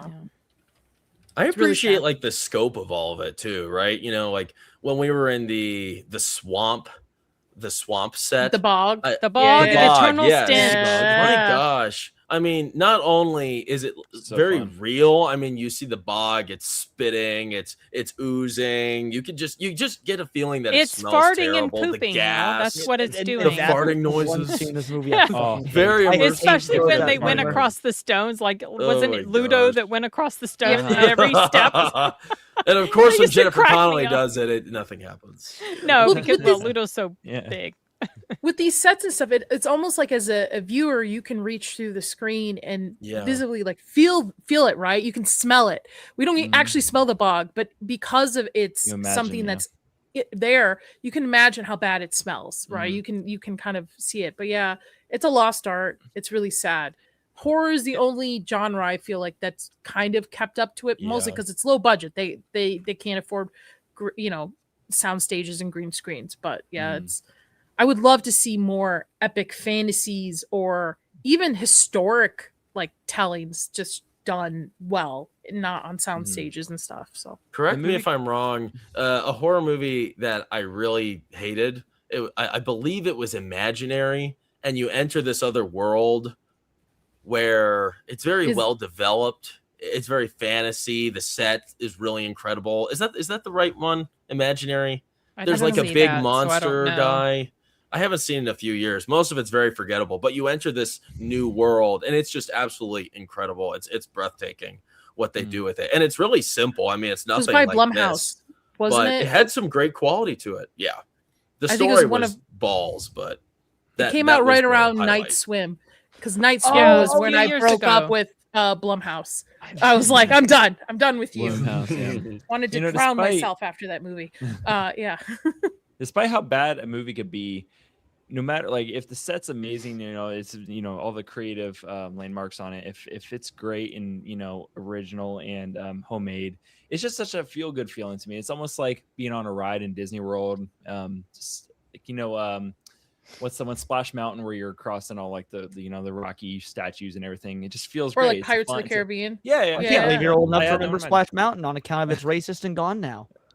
Well, Yeah, It's- no, they replaced Splash Mountain with Tiana's Bayou. Tiana's, Yeah. yeah, yeah. Oh wow, that's a I disappointment. agree Shadow with you, Man 'cause isn't even in it. It adds like a charm, right? It Yeah. adds, and it ages so much better Mhm. than anything on green screen and sound stages, in my It's opinion. just fun. It's just Yeah. a fun vibe. And it shows people are actually passionate about the Mhm. art, right? Mhm. They're not just in it just to make money. And it's a discussion I've had about the horror genre of like a lot of upcoming horror directors aren't actually passionate about horror. It's like a step into the industry, and then they'll get like and they'll never turn back to it. And then there's some that are very passionate about it, and you can kind of see it through the screen of how they tell their stories. But yeah, it's sad to see that Hollywood's almost become very cold, right? Very just Mm. one dimension. There's no love in it for the game, right? It's all about just Yeah. what are the box office numbers and money and stuff. So yeah, Strictly business. yeah, I feel like It's horror's the only corporate. one getting it right. Creative wise. yeah. It's very Ooh. corporate. That's Sorry. Sounded like a tornado just Yeah. brushed through your house. sorry. I moved my mic. Sorry. We have to watch Twister next. Twister. Yeah. Twister next week. Yeah. Twister's that's a good great. one. I like the Here, original let's one. Oh, Yeah. yes. let's see. Our Only good friend one. Ian's here. What's up, Ian? Good seeing you, man. What's up, Ian? He's joining us next week. Stay tuned to the end for what movie we're talking about. It's a good one. Is it Ah. Twister? Ooh, it's Twister, inspired by Nadia. Please.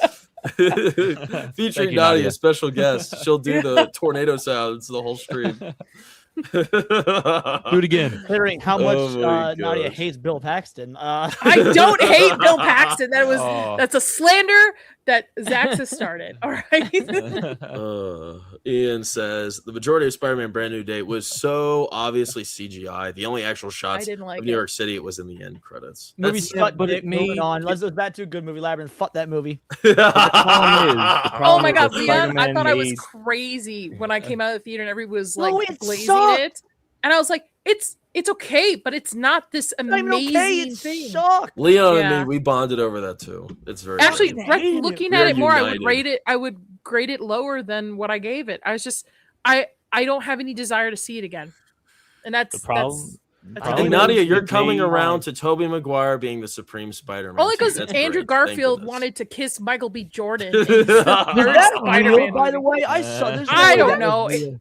I can't find. Yeah, there's supposedly Andrew Garfield said for Spider-Man 3 he wanted Peter Parker to explore his sexuality and date basically Michael B. Jordan. Michael B. Jordan. Yeah.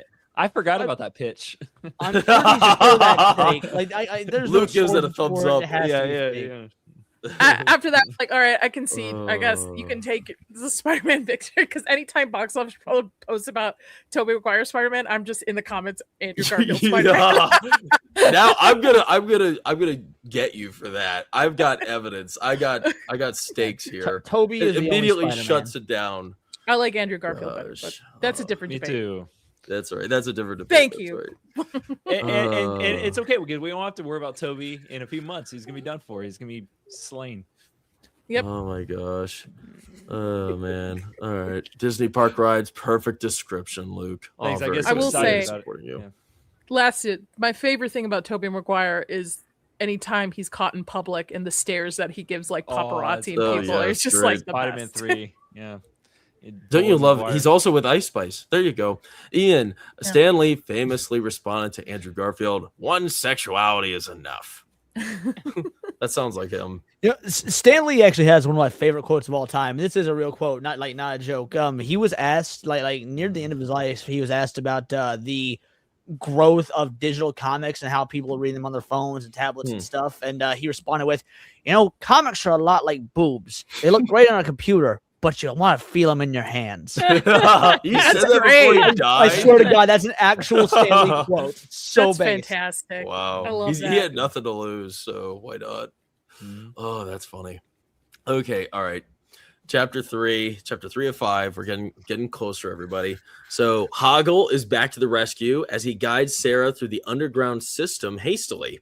Within the expansive halls, Jareth appears and punishes Sarah for her arrogance, shorting her time and sending massive mechanical death trap towards her.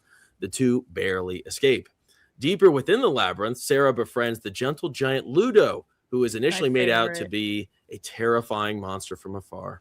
Not long after, she befriends another unlikely beast of different sorts, the annoying and violent fox-like knight, Sir Didymus. Together, they narrowly escape the foul bog of eternal stench. While everything appeared to be shifting in their favor, Jareth threatens Hoggle with a damning punishment should he not offer her the mind-warping peach given to him. So, just to start, Sarah has been on quite an adventure at this point, and I think, by her meeting some of these characters, she learns a lesson along the way.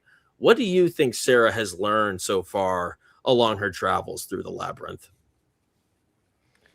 Well, I'm just going with the theme of she's just being kind to everyone, and they're all just helping her through this journey. And that she realized that she has a lot to learn. Mm-hmm. Yeah. Mm. And she's not as smart as Hold she on, thinks my she question is. was, what has she learned so far? And you said she's learned she has a lot to learn.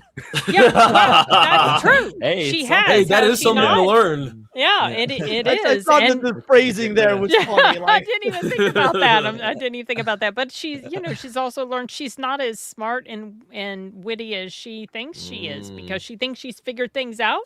And no, she hasn't. She does indicate that she has smarts about her, like when she's going through the labyrinth and she's marking the things with the lipstick and stuff like that. But she's not prepared at all. She's out of her element.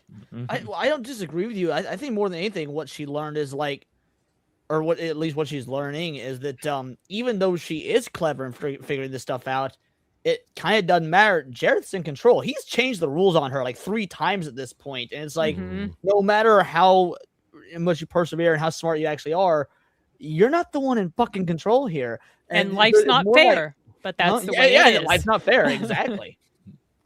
I was waiting for you to say it sounds like Israel, but thank you, Leon. Oh my gosh. Sorry. I feel like part of it too is like, Gotta do a quick Google search. Was David Bowie Jewish? oh I gosh. don't think no, he he was. was not. Okay. What's there that you go. laser pointer on your head, Leon? It's It's red.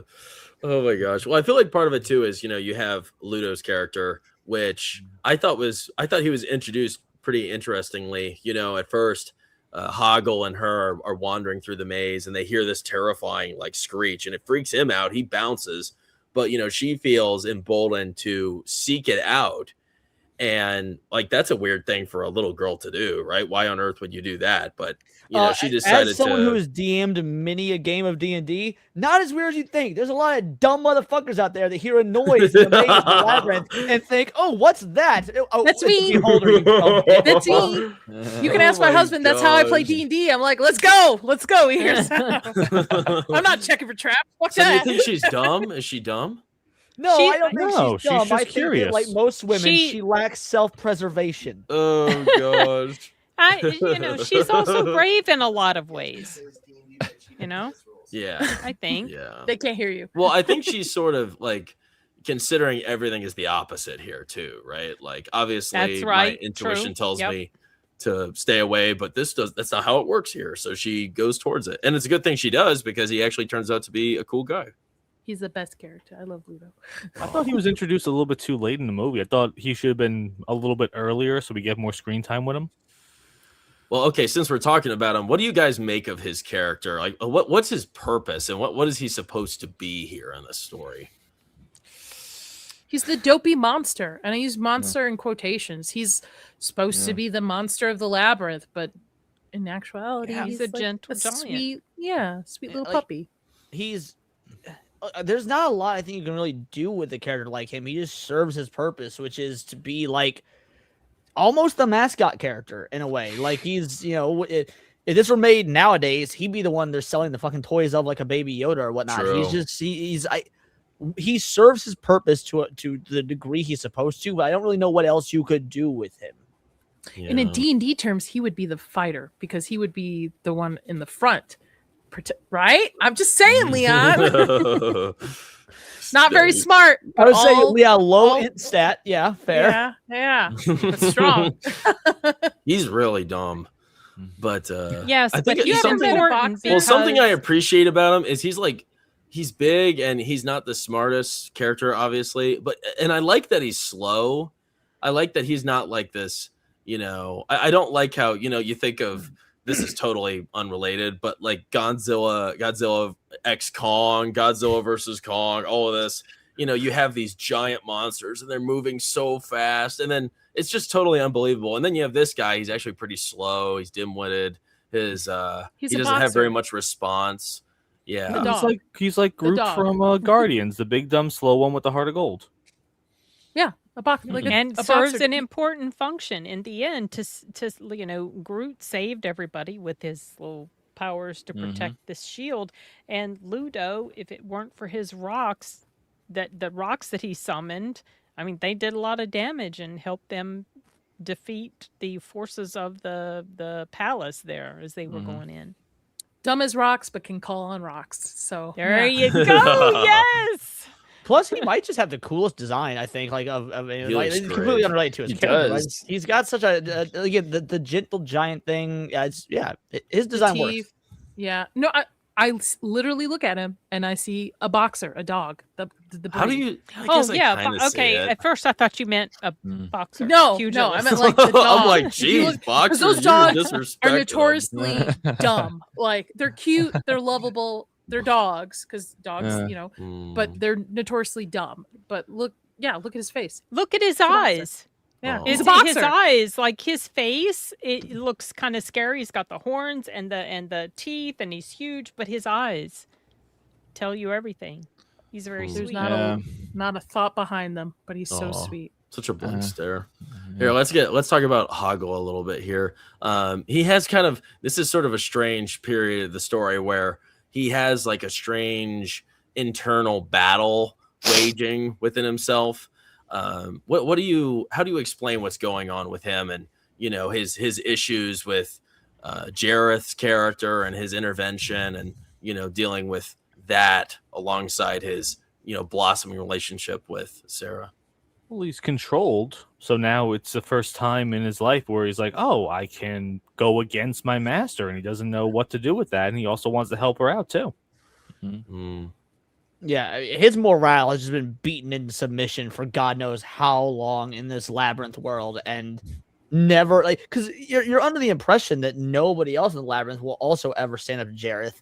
So you get this broad in here that's like, nah, be a fucking man, and he's like, holy shit, I can be a man. Like again, that's why I was talking about the redemption earlier. Is like it was inside him the whole time. He just needed some sort of like muse to bring it out. It's a very the relationship between these two is the best in the movie. Like her and Jareth have a cool relationship or like back and forth juxtaposition, but Hoggle and Sarah, like neither one would have succeeded without the other. They are indispensable to each other throughout the course of this film. Just like a white woman friend a monster, a goblin, talking dogs. She saw the good in him. just like white women do in pits. Wow. Yeah, that's kind of a strange set to befriend somebody. You know, he's waiting for her down there. He's been there a while. He assumed she'd be down there. But, you know, I think it's kind of sweet how, you know, you have her character and she has no problem with him being this ugly monster. You know, she doesn't think twice about it, right? I mean, right off the bat, she's totally cool with him and appreciates him and respects him. And that's a pretty special character in her to not, you know, look into that or be turned away by it. Yeah, But it speaks to the fact that she's not superficial. She sees the good in people despite their outward appearance. That's why I was surprised with the beginning of the movie, because she damns her stepbrother to hell, and then she's like, "Oh, this is a terrible idea." And She's not superficial. That's know, not a to bitch. everyone. Like, she's just frustrated. You know, she obviously is feeling Grief for her mother, probably in some way. but also, you know, she feels hurt by her dad. She feels like her dad has chosen this other woman. Like, you know, at the beginning, when her dad comes to talk to her, and he doesn't even come in the room, he just says, "Oh, we're gonna do this," and she says, "Wow, you really wanted to talk to me, didn't you?" So she is kind of mourning the loss of the relationship with her father that she wants, and you know, I think that's you can see the pain that's underneath the anger that she displays in the beginning. That's a good point. Yeah. I thought, like, with Hoggle's character too, you know, I thought it was sort of strange because he has these I think he meets with Jareth two times or three times, and he's threatening him with something. Yeah, he's threatening him with a threat that's really awful, that he's going to, you know, condemn him into the bog, which will make you smell bad forever. And, you know, if that happens, dude already doesn't have looks going for him. Now imagine with deodorant and can't solve your problems. Like, bro, you are fucked. There's no Mrs. Hoggle in your future. But something I thought was kind of strange about, like, David Bowie's intervention with him during these during his guidance with Sarah was that he didn't really do anything. Like, he warns him several times and he doesn't end up really pushing it at all. And I kind of wonder, was David Bowie going easy on him? Yeah. Like, why was he taking it easy on him this whole time? Why wouldn't he like, you know, bring down the hammer of justice upon him? Because obviously he was betraying him the whole time. It's probably because, again, I've never thought of David Bowie's character in this movie as evil. He's more again like just too mischievous, but also he looks at Hoggle not, I wouldn't even say as a slave, just as like this pitiable creature. He sent, you know, a lot of threats to Hoggle. He lords his power over him, but really it seems like he just looks at Hoggle as like a pity. He's not threatened by him. He's not threatened by him at all. Not even a threat there. Doesn't even know his name. Yeah. That's true. Yeah. Probably forgets that he talks to him and goes, "Oh, wait, I should probably go back and talk to this dude again." Well, yeah. I just want to keep. He just wants to keep him locked in insanity. You know, like, you know, seems like he's cursed. He's living a very unfortunate life, and he's almost like acting as a slave. This is his home, so he just probably wants to keep him trapped. Yeah. Doesn't want to put him I thought on it was misery. like, this sort of made me think that David Bowie, Jareth, wanted her to win, or he wanted to give her a fighting chance. I sort of got that vibe. It does seem like that. Yes. Yeah. Yep. And I mean, there's quite a few, scenes that sort of suggest that, and it's sort of up for interpretation. But it doesn't really seem that way at the end of the movie when they come, head to head. But we'll get to that later. I have a question for you all, a more general question. So obviously you have David Bowie in here.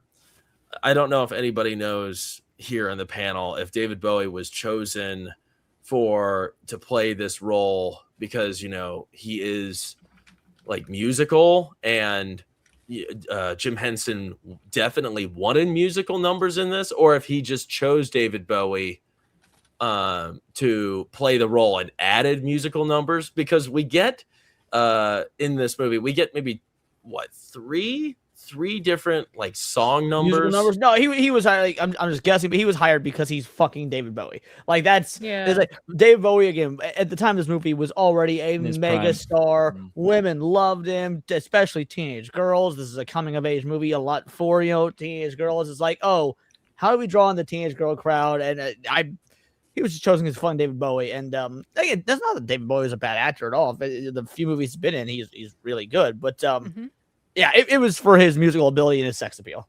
And he was definitely chosen for his rock star persona, and he's got a unique style, very distinctive. You generally know Bowie when you hear him, and it matches the character's sort of different, unique, and enigmatic sort of style. Flamboyant. Let's be real, like flamboyant. Yes, flamboyant. Another good word. Oh shoot, there is a connection to Dark Crystal. Oh wow! When Sarah Hoggle and Sir Didymus or whatever Didymus Ludo are entering the Goblin City, several roaming animals can be seen. One of which is a furry shellfish eaten by the Skeksis. Oh, that's like an Easter egg. Yeah, that is a serious Easter egg. Also, by the way, Bowie was involved in writing the songs. Okay. So, yeah. Okay. Did you feel okay? Interesting. This is where Luke and I might rock the boat a little bit. Did you guys? So you guys were into the song sequences, like where he's dancing with all the goblins. He also did the gurgling for the baby in the song. Yep, he did. Yeah, I think because the baby refused to cry or the baby refused to gurgle. It is. You're talking to. I don't know about Sin, but Leon and I love musicals, so I like musicals. So I don't generally. So well, also this is one of those interesting juxtapositions of like this is what makes this a Gen Z reviews. If you say like you weren't necessarily into the music or whatnot, I would imagine it's because Bowie was well before your time, as opposed to the three of us who grew up with his music. And like let's be real, the draw for this movie for most people isn't Jim Henson. Isn't George Lucas producing? The draw for this movie is David Bowie, and then all the rest turned out to be awesome. But you went and saw this movie because what the fuck is this David Bowie fantasy movie? Like that was the draw, and you knew David Bowie from his music. The draw for me was honestly not David Bowie for me personally, because I did not know who David Bowie was. Who would you say that you're the minority? I discovered him. I'm definitely in the minority. The draw for me was just the whole concept. The premise was really cool, and I liked the imagery of what I saw, and it fascinated me. And I kind of wanted to be transported to this cool fantasy world. But he is the poster. He's the one that they're pushing the most. I didn't know. But I didn't see the poster. When the images that I can only remember when I saw anything about this, like little clips of the trailer or whatever, was her in this crazy place that she was in. So I didn't even notice him in the trailers and stuff. I didn't even know who David Bowie was until after I watched Labyrinth. And Wow. I'm talking about You're like from fucking the Middle East. You don't count. But fun fact, white people countries know Bowie and know. Fun fact: this movie was actually filmed next door to Legend. See, it's a way to say. Let's get that movie. Who's the one here that didn't like Legend? Was that Leon? Yes, me too. I didn't like it. The only supporter. I'm looking through to see if there's any connection of if David Bowie was casted first, and the story written around, or vice versa. I'm trying to see if there's any. Do you Think about consider this movie a musical? No. No. Has But would it have been musical- much better if it was a musical where like Sarah would have some songs too and Hoggle as well? Oh no. No? So I thought it was missing some more music. Bowie Oh my Bowie signed on gosh. to do the picture in February of 1985, 2 months before filming was set to start. I don't know that. Okay. Yeah, so the music was added like Yeah. because of him, almost guaranteed. Yeah. And like, Interesting. look, Bowie's the only one here who's a rock star. Bowie's the only one I want to hear fucking sing. I don't want to hear no. Yeah, I mean, like if 15-year-old you damn cast recording. Bowie, you might as well Same. utilize use Oh it. my Yeah. gosh. Yeah. Okay. All right. Good stuff. Mm. That was Fun a rabbit fact: hole. the Hoggle puppet got actually lost and got Yeah. Shipped traveling. to Alabama. Yeah, That's sad. and they found it randomly in a baggage claim Yeah, and had to have that's it hilarious. restored. Yeah. Man. Imagine opening up that box and not knowing what's Ew. in What's in there? Unclaimed baggage in Scottsboro, Who's this Alabama. dead old man? Yeah, yeah. Yikes. Well, okay, so we talked about Ludo and his introduction. Didymus, to me, he I kind of don't like this opens character. as a clearly annoying antagonist. And I thought it was kind of I thought that he was gonna die. I wanted him to die. I wanted Ludo to smash him like with his hands. It Almost looked did. like that's what he did, and Yeah, with Luke the and I big got log. excited when that happened. But no, he creeped kinda up like into a the Don tree. He was Quixote. totally cool. Yeah, he's too quick. So, what did you guys make of this character? Because I thought hate he him. opened as an antagonist because obviously he was guarding the bridge, and he was really mean. I mean, he was really beating on Ludo, which we Yeah. obviously everybody loves, and he was totally helpless. And I'm like, Sarah, you gonna do something? Help him out. And she was just standing there, gobsmacked, and letting him get all beat up. And after that happened, I'm like, I don't care about him. That wasn't cool. And we just totally went past it like nothing happened. And you could kind of appreciate that her character and Ludo was able to look past it immediately, forgive and forget. But at the same time, it's like, geez, I don't like this guy, and we're gonna be stuck with him for the rest of the movie. So what do you guys think of him? The rest of the movie is like 30 minutes at this point, to be fair. I would have punted him into the bog. I hate this character still to this day. I don't like this puppet. I would at do all. that with Fezgig. Was that his name? Fezgig from Dark Crystal, the dog. Oh God, why do you hate him so much? Why? You went on You like love that a character. tangent forever. What was its name? Was it Fezgig? I think it's Something like Fezgig. No, I think y'all are haters. This character walked so Puss in Boots could run. Mm. You know This thing what? would be a I'll hot give dog. you on Joking. that. That's true. That's true. Yeah, he grew on me. Oh. You Still doesn't know, grow on me. eventually I think it's because I don't know, I liked his character design. I liked the dog he was riding on, and he was so crazy and quirky, and he redeems himself. And you find out he's not really this piece of shit. He's misguided. He thinks he's doing what he's supposed to do. Mm-hmm. Dude, if this came out today, this would be the Gru of everything right now. This thing will be pushed to the moon. I Him? bet. I don't think so. No, I think it'd be 100%. Ludo. Yeah, Ludo's a little A bit lot more of them, I think he's child cute. friendly. He did grow on me a little bit more. I just thought that entrance, I was like, man, I don't know how I'm Keep getting this past kid this. to the bog. Put this. No, we're good. No. No. Okay. That would be a trend. People buying them and then destroying them. Yeah. Honestly, if you remove this character entirely from the movie, does he have an impact at all?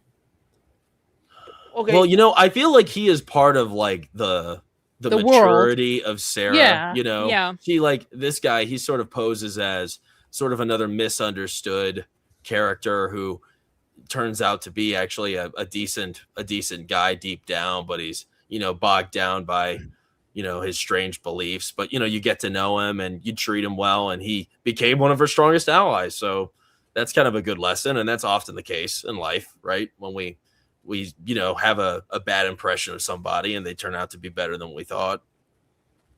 That's how I felt about Sin when I first met her. Of all people, her. Hey now, No, I never felt adore that way you, about Sin. you. I adore you, Sin, even with your bad movie choices. Oh. I adore you as well, even with your bad movie choices. Nadia never has bad movie choices. Never. Ever. Ever. Never has, never will. Yeah. And Leon's takes are always right, no matter how controversial they are. Correct. I'm not ready for tomorrow with Leon. Every time I've said, yes, Zax, I'll be at What's Good Wednesday to talk about movies. And I go, fuck, Leon's got to be Oh, Hey, gosh. 2002 is a great fucking year. I don't know what to say. Like, Two Towers, Spider-Man, that's it. We're done. Not bad. Well, is that all we got to say about this little guy before we move on? Yeah, he was Cute All dog right. that he has nice as a dog. ride. All right, let's see here. Which is the Ian. dog in the photo in the first thing you had when she's in her Well, yeah, bedroom. it's the same It's the dog same that she dog. plays with. Yeah. Yeah, That's why I'm thinking this is like a dream, right? Like things are just matching up here too well. Mm. And at the end of the movie, Or they could only afford one dog for the movie. well, hey, at the end of the movie, David Bowie, his strange castle has the staircase concept similar to the painting she had in her room. Yeah. It's the exact same. It's like, come on, like those two weird connections. Or just the fantasy world that she believed in was true. yeah. Yeah. Well, let's see. Ian says Andrew Garfield is officially the new Robin Hood. What? Like for real? New movie. Oh. Is it Uprising? Oh, that's what that's supposed to be. He's supposed to be Robin Hood in there? I think it's I a did Robin not Hood know that. concept. I don't think it's Oh. actual Robin Hood. Okay, that looks pretty good. Yeah. That looks, I'm intrigued by it. Park File says Stan was a wise, dirty old man. Yeah, he's right. Second coolest design, the worm, is number one. The worm is great. I'm gonna The try to little load scarf. the worm in a second. He says wrong. The worm would sell the best. Here, let me put the worm up here. Give me 1 second. I Worm gotta. is cute. while you're And doing also that, the private voice. file, in addition to Stan, like to add to him being a wise, dirty old man, he in an interview stated he did not remember the name of the woman he lost his virginity to, but did remember that it was in the back of her father's candy shop when they were teenagers. Oh gosh! Why would you Okay. reveal that? What was the question that was asked to Stan that he said that? I don't know what the How did you question lose was. your to be virginity? fair. No, Yeah. so like, what was your inspiration for Captain America? It's like, yeah, I was banging this girl in the back Oh of a my candy shop. gosh. Bruh. Some With weirdo great asked him how power he comes lost his great virginity at some responsibility. point. And that's why I wore a condom. That's where it came from. Oh my god! Before he finished, he screamed, "Excelsior!" jeez. Gosh, stop! Oh, that's funny. Here's the Damn, worm. give me that Everybody, if you wanted to biopic. see He's it. so cute. He is cute. I know. That was the best part. And come The on, a voice, worm. too. He's a caterpillar. Yeah. You're right, Whatever. he is a Looks like caterpillar. a worm. I thought I don't like that. He's So, not a worm. He's a It's like a mix. Like That's it's what I some- thought. It's like that world's version of whatever a worm caterpillar is, but he's Yeah, they cute. don't have He's a normal caterworm. creatures here. Okay. All right. Fair enough. All right. Let's move on to chapter 4 of 5. We're getting close, everybody. This is This is the strange scene that chapter. all teenage girls loved, and Sid knows exactly. I recreated this scene. I had a wedding dress that was like given to us Yep. by a friend of the family that had a dry cleaners, and it was like never claimed, and she gave it to me, and I used that wedding dress. I had my hair all crazy, and I put makeup on my face, which I never do. Yeah. Wow. This you is were a all in. very, very common couples costume for Halloween too. Really? It's cool. It's I've never cool. seen Yes. that. Cool design. Yeah. I like it. All right. Okay. Well, Which is weird, Uh, knowing that he's some immortal being that's been alive for how long, and she's a 16-year-old girl. Yeah. it's So- weird. I thought she was older. I mean, she looks a lot older. No. Well, yeah, you put No, she makeup and a doesn't. push-up bra on a Yeah. 16-year-old. Yeah. She's gonna look much older. Yeah. Jeez. These were crazy times. Well, Well, no, hold on, Mr. Jinzy. You didn't say these are crazy times. You got 12-year-olds out here on TikTok getting fucking Yeah. pregnant. Yeah. In some states, she's the age of consent. So Yeah. Mm. All I say is, no, it's. I'm not as on a father of a TikTok, teenage bro. daughter, I would I'm much staying out of prefer there. this era of For woman that than what reason. kids are into now. Oh gosh, God help us. You know, it's so funny hearing what you girls are saying about David Bowie being a sex appeal, and that this was like sort of a draw for young women. I did not get that at all. This is like total news to me. You are a Really? guy. Is Yeah. why. Completely different, that's This why. is like You're Megan Fox and straight is why. Transformers. It's the same Man, vibe This is- to I that. don't get it. This is the No. foundation for all the fantasy books that women read now. This is like a core foundation. Fantasy 9 out of smut. 10 times these women have seen this movie and love this movie. So Man. yeah. This is Like- before Twilight and everything. Yeah. Did any of you guys and any of you younger ones here on the panel ever see The Wedding Singer with Adam Sandler? Oh, that's That's a good movie, one. too. Yeah, that's a good Like one. even in that movie, there's the scene where they're all at the bar together, and Drew Barrymore and her cousin start like seductively singing David Bowie to each other. Like, and that movie came out in '96. Like that was one of the first movies to really like try and recapture and like look nostalgically on the '80s, which at that point was only like 6 to 8 years prior. And even then, like they show the female sex appeal to David Bowie.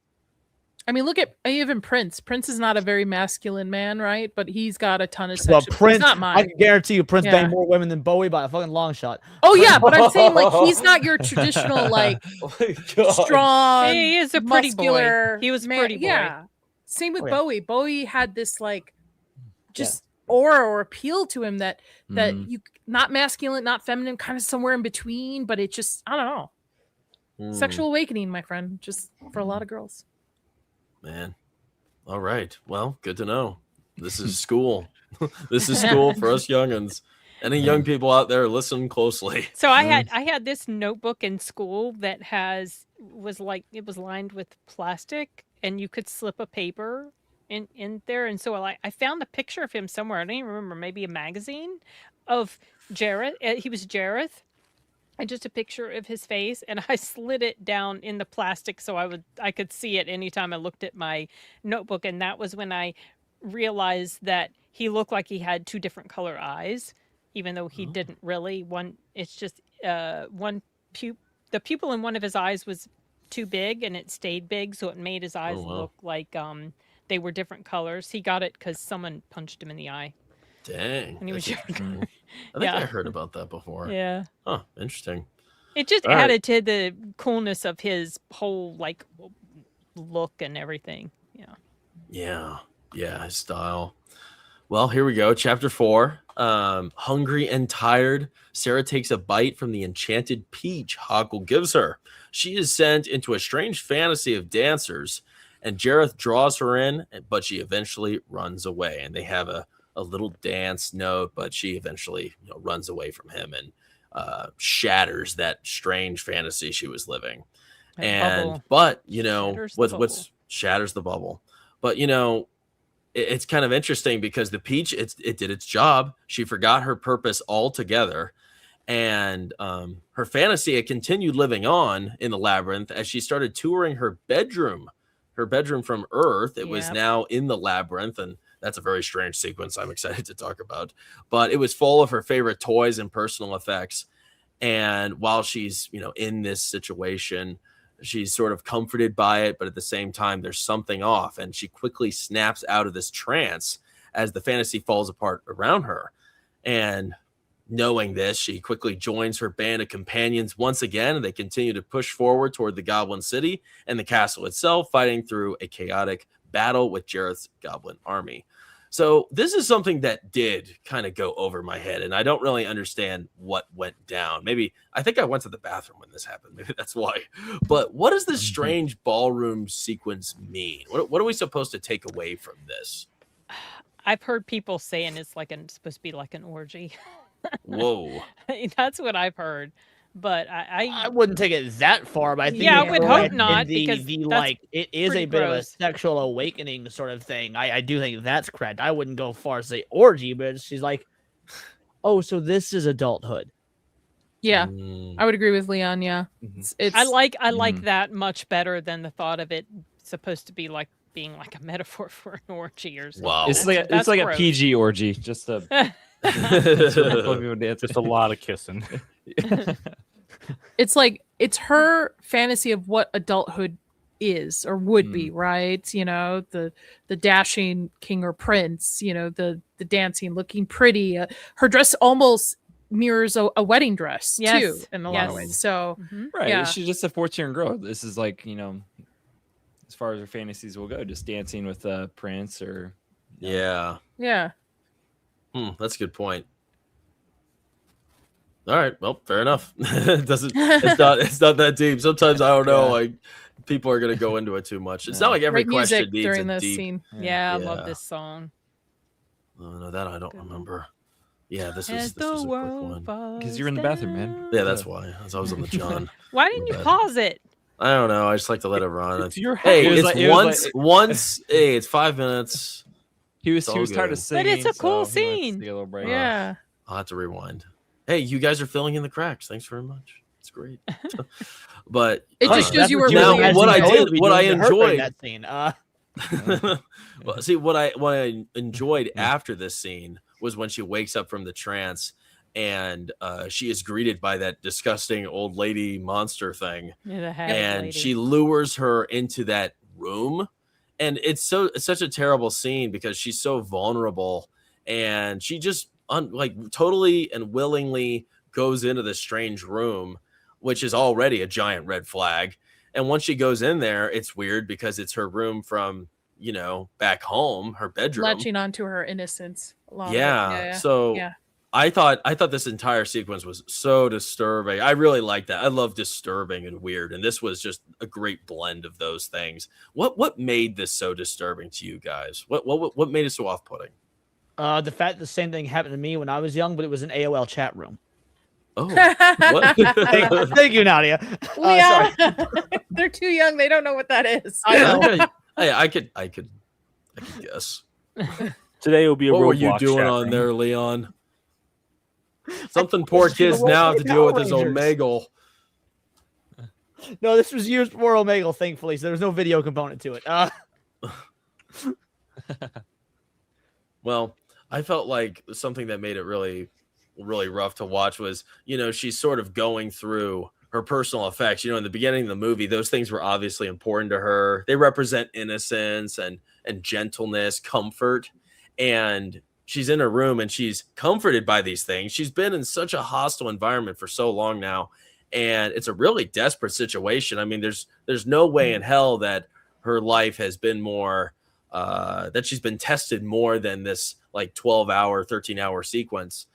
And she's finally comforted by these things, but something is off. There's clearly something wrong. This is distortion. It's not real. And even worse yet, it makes it just so much more uncomfortable when you have this disgusting old lady thing touching her toys and trying to manipulate her by stacking them on her lap and trying to comfort her in that way and sell her that this is the truth. How freaky is that? Deep down. So apparently, the junk lady was in an abandoned series of the script and was supposed to be revealed as Jareth's mother.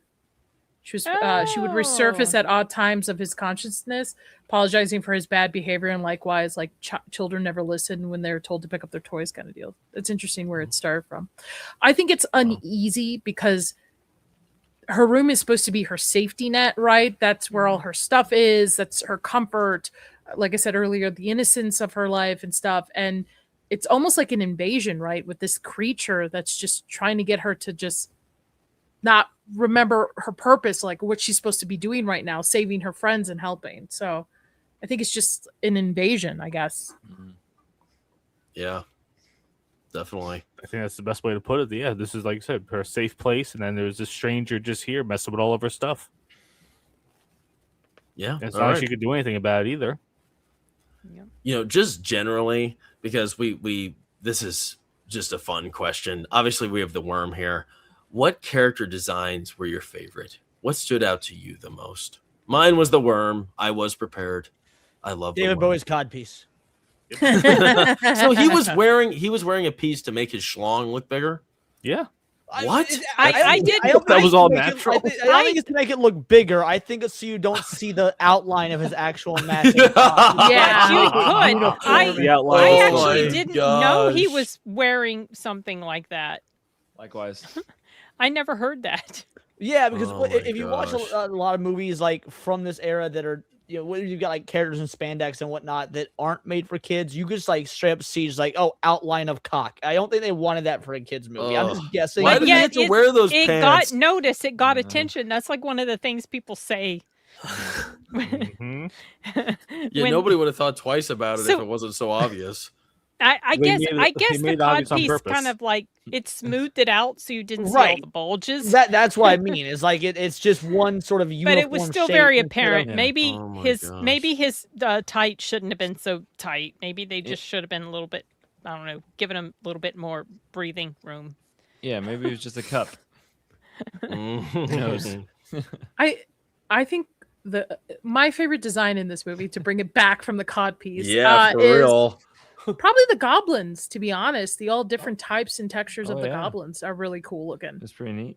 They don't do very much with them. Not Mm-mm. really. I mean, That was I guess you beginning. get little hints of them here and there, but They're you, more you background get it characters. like a tease in the beginning, like it's like they're going to be a major part of it, and they're sort of scattered the whole time. If I had to pick one of the main characters, Ludo, 100%. Yeah. Yeah. Though Hoggle, I like the texture to his face. Like that's a lot of sculpting and, Yeah. and coloring to do. I don't know. Yeah. Ludo was just, bear suit pretty much compared to the other ones in this. I look at Ludo and I see my dog.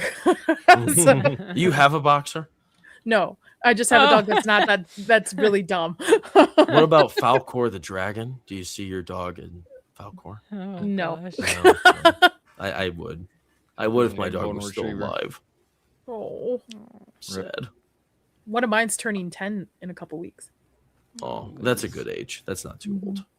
Very No. good. Oh, it depends on the size of the dog. She's Oh. a lab mix. She's 50 pounds. She doesn't look like she's 10. So Oh, that's good. Yeah. All right, Luke, do you have a favorite design real quick before we get to Park to Files chats and move to the last chapter? The big gentle giant. Nice, Ludo. Ludo. yeah. Good choice. Park to Files naming some other 2002 releases. Signs, best choice. 28 Days Later, Minority Report, Red Dragon, and the live action Scooby Doo. That was a good one too. It's up against 2014, just so you know, Proc. Park to File, Treasure Planet, Blade 2, Rain of Fire, 1 Hour Photo, Lilo and Stitch, I etc. I forgot about Rain of Fire being What was 20. that? Have you guys Photo ever was seen 2000. Rain of Fire? Yes. Rain of Fire. Oh, you Love should that see movie. Rain of Fire. Man, Matthew why do you have to McConaughey. bring up these obscure movies and make us look Matthew bad? McConaughey and Real Dragons. Matthew McConaughey. McConaughey, Bale. Christian Obscure Bale, Christian Gerard Bale. Butler. Yeah. 8 Yeah. Mile. Yeah. And Yeah. Dragons. Like that movie should have gotten a sequel. At least a straight Yeah. to DVD sequel of some sort. It got a really good PS2 game. Really? Yeah. Wow. I bet Chris has it. Park to File, Bowie had a very relaxed, eccentric confidence in everything he did and made him interesting without being intimidating. Yeah, that's a true. good He was point. very He relaxed. was in control the entire time. It's Mm. his world. He has no Well, reason no, to be Park to unbound. File, I mean, yes, that's true as well in the movie, but like that's just David Bowie's demeanor in interviews, General. music videos, Yes. this movie. He's like the that cool was guy. Yes. that's just the perfect way to describe That's it. Bowie. That was his persona. Yeah. I can't think of anybody nowadays that would be like equivalent to him. Like I see people who try to be, but it Yeah. never will be. Oddly enough, the one, and this is gonna sound such a weird answer, the one that I think is the most, I guess, like affable in the same sense would be like Post Malone when you see him in like Okay, fan meet yeah. and greets and interviews, but he still doesn't have the gravitas that Bowie did, just the sort of approachable confidence and stuff. Yeah. Well, before we move to the last chapter, I know you got to leave, Leon. Thanks so much for joining us again, man. It was great having you on. It's good No, seeing It you, was man. fun. It was great being here again. Absolutely love this movie. Like so happy to be here for a movie that I don't fucking dislike. And it's You someone were who still usually covers- saucy, bro. Small wins. Yeah, well, someone who usually covers a lot of negative stuff on YouTube, but it's like I have this reputation like Leon hates everything. No, there's actually a lot of shit I like. It's just we live in 2026 and most of that stuff is 40 fucking years old because we're in like the end of times where people know how to be creative, and this movie is like the definitively it's just the bastion of creative 80s cocaine fueled era, and I love it, and I love Bowie, and Connelly really eventually grew into her own as an actress. So it's nice to see a younger version of her that wasn't quite there yet. But you could see that she had big things to come. So yeah, thank Could you. see the talent. This was an excellent episode to be a part of. I truly appreciate it. Yeah, thanks, Leon, I Leon. never see that you hate something. I go the opposite. I go, Leon likes the most obscure, weird shit that he puts. So like that's my take from you. That you don't. That's fair. I'm mostly like people assume that it's like, oh, he's bitching about video games again. It's like, yeah, because I want them to be great like they used to be. But you're right. I do like a lot of weird esoteric shit. All right, crew. I'm out of like 4 circles. Thank you so much, and enjoy the rest of the stream. See you, man. Bye, Leon. See you tomorrow. Peace. All right, we lost a good man today. Now we can talk Hopefully shit we'll about see him. again. Leon's great. He's funny. He should do the haircut, same as Bowie. Right There you go. Yes. He could do that. That's a good What idea. is with the hair? They couldn't go with anything else. It's the Just make him 80s, look man. erratic, yeah. I it looks get good. it. It's but there's, like, fantasy. It's Yep. supposed to be- I think that's the same hair that Nev Campbell has in Scream. No.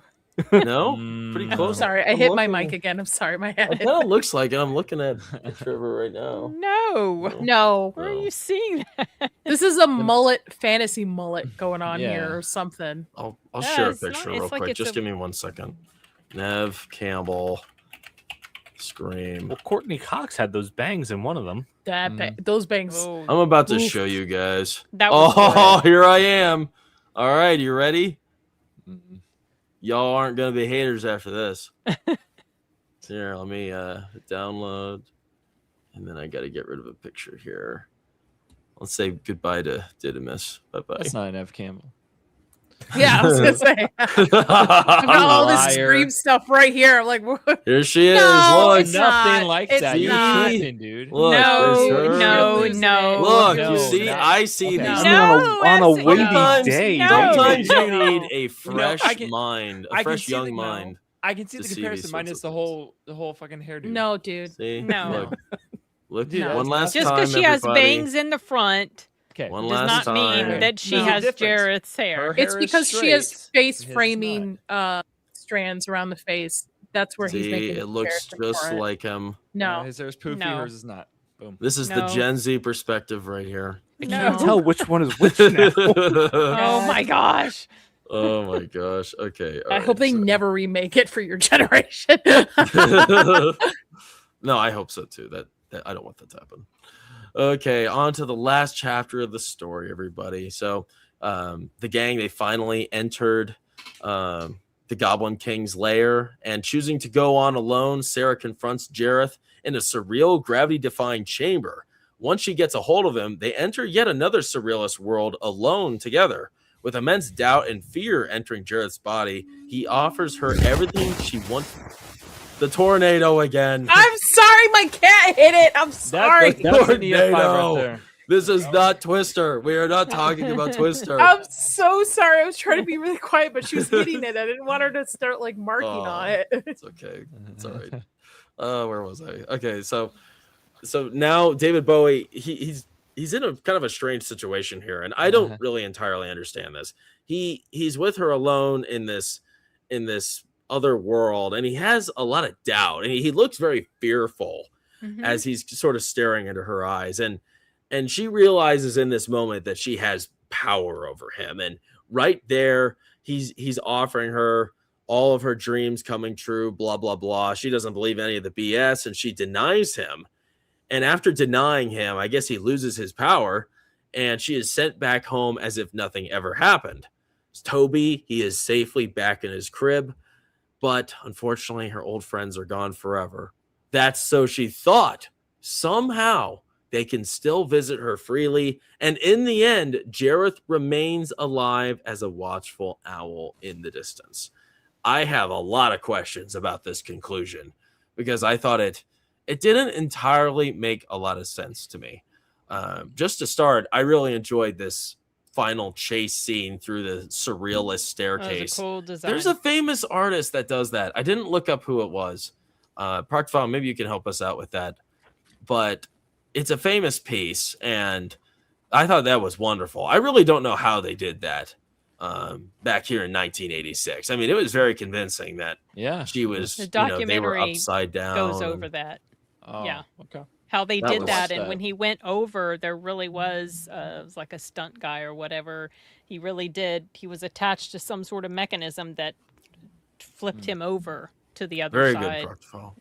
Yeah. MC Quick. Escher. Okay, good. That was fast. He must have Great just response time. known. Yeah, that was the best response Practice we've a seen. smart man.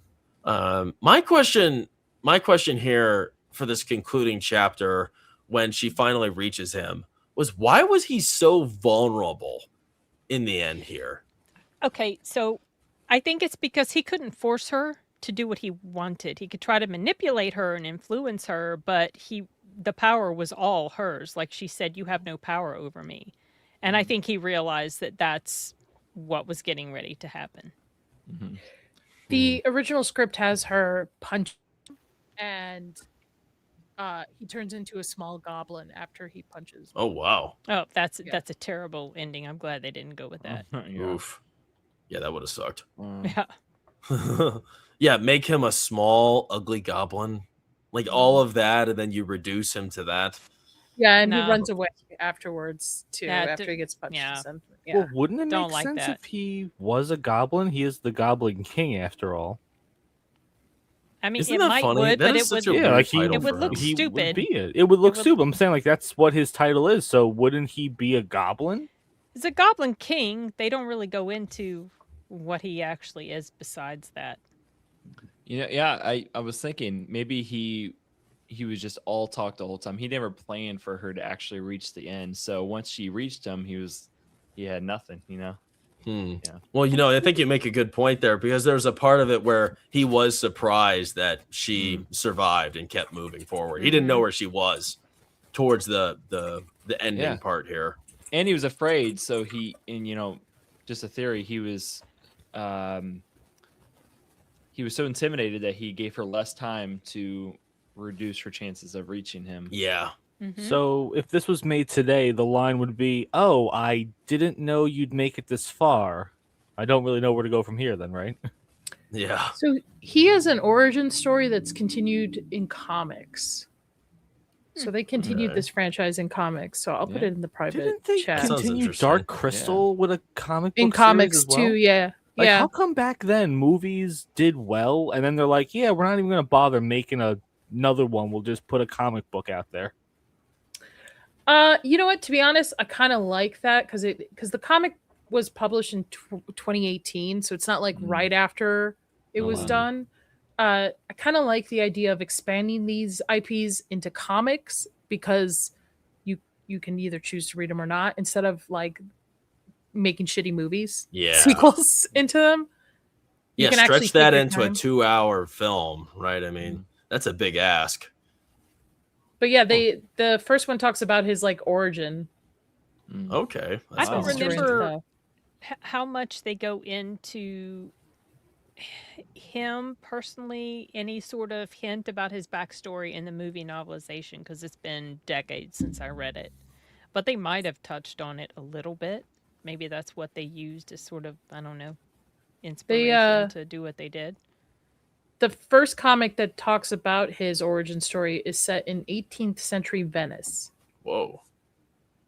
Okay, that's interesting. Which is kind of cool Yeah. because that little ballroom dancey thing reminds me somehow of of Venice and the masquerade parties and stuff. Oh, that's interesting. There you go. That's a cool connection. Mm-hmm. I think it's kind of interesting how this whole time she was only affected by him because she was convinced that he had power over her. Right? I mean, isn't that sort of what happened? Because in the end, she was able to, for whatever reason, just undo all of his power just like that. Like that's She pretty forgot that interesting. line at the beginning. She could never remember that line anyway. And then finally it took her journey and everything she went through to realize that he doesn't have the power over her. And he knew that too. That's why he was trying so hard to stop her, change her mind. Yeah, well, I guess that sums it up then. So my next question is, I thought it was kind of strange how in the very end, she leaves this world, this picture right here. She leaves that world. She's no longer in the labyrinth. She's back home. everything's normal. She lost all her friends, and then all of a sudden she can still see, that guy back there and all of her old friends. They all appear to her in the real world. And we sort of lightly touched on it earlier. Is it in her imagination? Do you think it's in her imagination, or if these guys are real and somehow they were able to enter the real world just as they did when they took the baby? They're in her head, because how the hell do her parents not here? They were gone. They were gone for the night. Yeah. Oh, no, I guess they had just gotten home. They had gotten home already. Good. when Yeah, she they was would have in her heard all room. the clutter and the stomping from that giant beast. Yeah, but how many movies do we see where people never hear the obvious? So You got me. Yeah. That's Insidious, The Six. Out. I like the new Insidious. The end of Oak Street. No. The end of Oak Street. Big, Nadia. huge ass dinosaurs sneaking up on Yeah. people. Nobody can hear it. See, Box office. sorry, They had Jess, me you're not selling until- me the new Insidious. Until all of a sudden we can make houses disappear now. No, I'm out. Oh Like, my god. the reason I like the first two is it's a little bit grounded in the mythics of like the afterlife and like subtle things, and it's just that was ridiculous. The house, that's Anyway, fair. That's fair, sure. by the way, the dog. Remember we were talking about earlier about the dog being the same. It is Yes. the same dog, but it's because it's like a subtle joke for them. Is because Ambrosius or whatever is the wizard's Merlin's other name, and her dog is named Merlin. So it's like a subtle joke for productions. Oh, That's why. that's why. Okay, Mhm. that's fun. I think this is not in her head, in my opinion. I think it actually happened to her. But I also live in the realm of like I think Bigfoot's real. So there you go. Can we trust your opinion? Yeah, I was saying like Bigfoot's real. I don't know what to tell you. Take, audience, take that as you want. I don't know. It's up to you. Well, Oh, I'm that's funny. kind of agnostic when it comes to Bigfoot, but I also don't think it's in her head. I believe in aliens. I mean, I could believe in Bigfoot. I don't care. I'm cool if they Giants. I believe in exist. giants. Oh yeah, I'm totally me cool too. with I Bigfoot just, if he's I real. don't have but I never had the thought that it wasn't real. For whatever Oh. reason, that never entered my brain. She's you go. not delusional. I mean, she's a smart girl, and she has an She's very imagination. But imaginative. but I can she- see why I people can see would her think that. separating it, though. Yeah. I There's don't know. there's I wanna often hope been a it's real. debate as to whether or not the entire experience was a dream, given the characters and their inspiration making an appearance in Sarah's room before she goes into Labyrinth. But at the end of the movie, the ring she gave the old man with the bird hat is gone. It was real. Oh.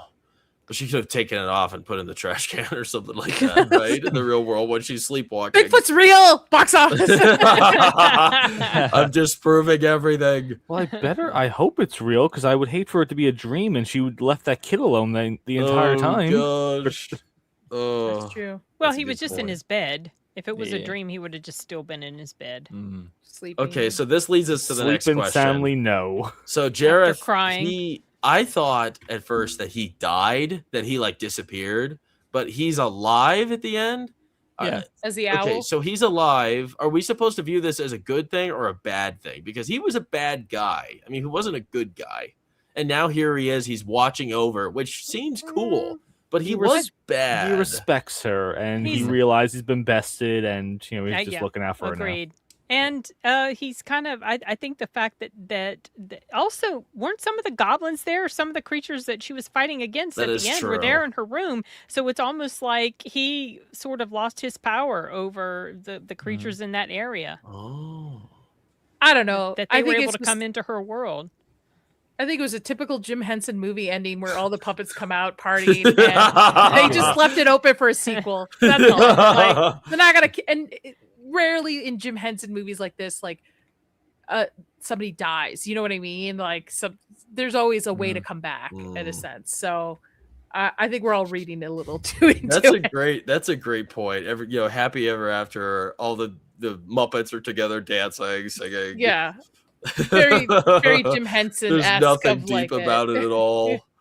Leave Oh, it that's opening funny. for like straight to DVDs or straight to not DVDs, VHS like Yeah. sequels. I've and- never yeah. seen a Labyrinth tape. I look for tapes all the time. That's one I've never seen before. I I'd like would- to buy I it. used to have a Labyrinth theme. I bet it's By a the way, collector's interesting item. bit of trivia about this. Nadia may already know this, but the owl was the first attempt at like a photorealistic CGI Mhm. animal character Whoa, in a what? film. So yeah, in a feature film. Yeah, It looked great. Mm-hmm. Now- A lot of like CGI foundation is from the Jim Henson studio. Like a lot of people don't realize how much foundation for films and stuff come from Jim Henson. I gotta look up this owl. I thought it was a real owl the whole time. No, you can tell it's computer. You can tell Yeah. it's CGI. I mean, there is a real owl at the beginning. There's an owl that in the Okay. But into the but- credits. yes. Yeah. Yeah. Okay. And the one that flies around, I think, in when she's at the bottom of the staircase, that's the computer generated as well. Okay. Oh, I'm that's pretty cool. sure that one is too. Great. All right. I just have two more questions. One, what do you guys think is the lesson of the story? What are we supposed to take away from watching this? We kind of already talked about it at the beginning, didn't we? Be careful what you wish for. Be careful the things you say. Mm-hmm. Learn from your mistakes. Try to make right the wrongs that you have done. This is pretty much everything like teenagers push up against, right? Yeah. Like Mm. teenagers who have only been alive for 15 years think they are smarter and wiser from somebody that's Yep. been alive for 40, 50 years. So it's Being I think, grateful.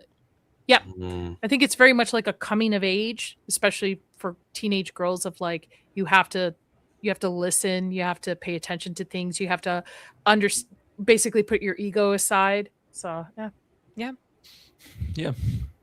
I wonder if this would make a difference. Like if you showed a teenage girl this movie, would she learn? No. Probably No. not. Not now. Definitely not now. Maybe No in chance of 1986. Not even close. 1990. 1986, maybe it would help. Maybe if you're lucky. Before right social there. media, maybe. Yeah. Oh gosh. Oh Yeah. gosh. Social All if right. this movie came out today, social media would ruin this movie. Yes, Mhm. they Yeah. would talk about the toxic relationship with Jareth and Sarah and all. I'm the sure somebody abuse has a 4-hour video about it somewhere Oh, about it. whatever. And yeah. No thanks. probably. All right, my last question for the panel is if you can make any changes to this movie to make it better, to make it your dream Labyrinth, what change would it be? If anything. I mean- might have kept her a little bit more of a not bitchy just in the beginning of it. I think she changed. She too was not quickly. bitchy. Well, no, She no, was that's what I'm saying. never No, well, bitchy. no, that's what I'm Beginning, saying. Like, yes, I she just think was. from the Not very really. beginning, when she got into the labyrinth, I feel like she changed too Changed quickly. quickly? I Yeah. would have liked her to have a little bit more of a journey of it. Maybe keep her, Mhm. still upset in the beginning, and then she starts to get better throughout it.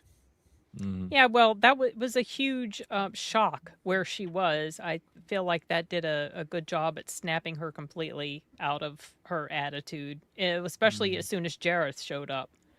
It's like, oh crap, my brother's gone. Look what I've done.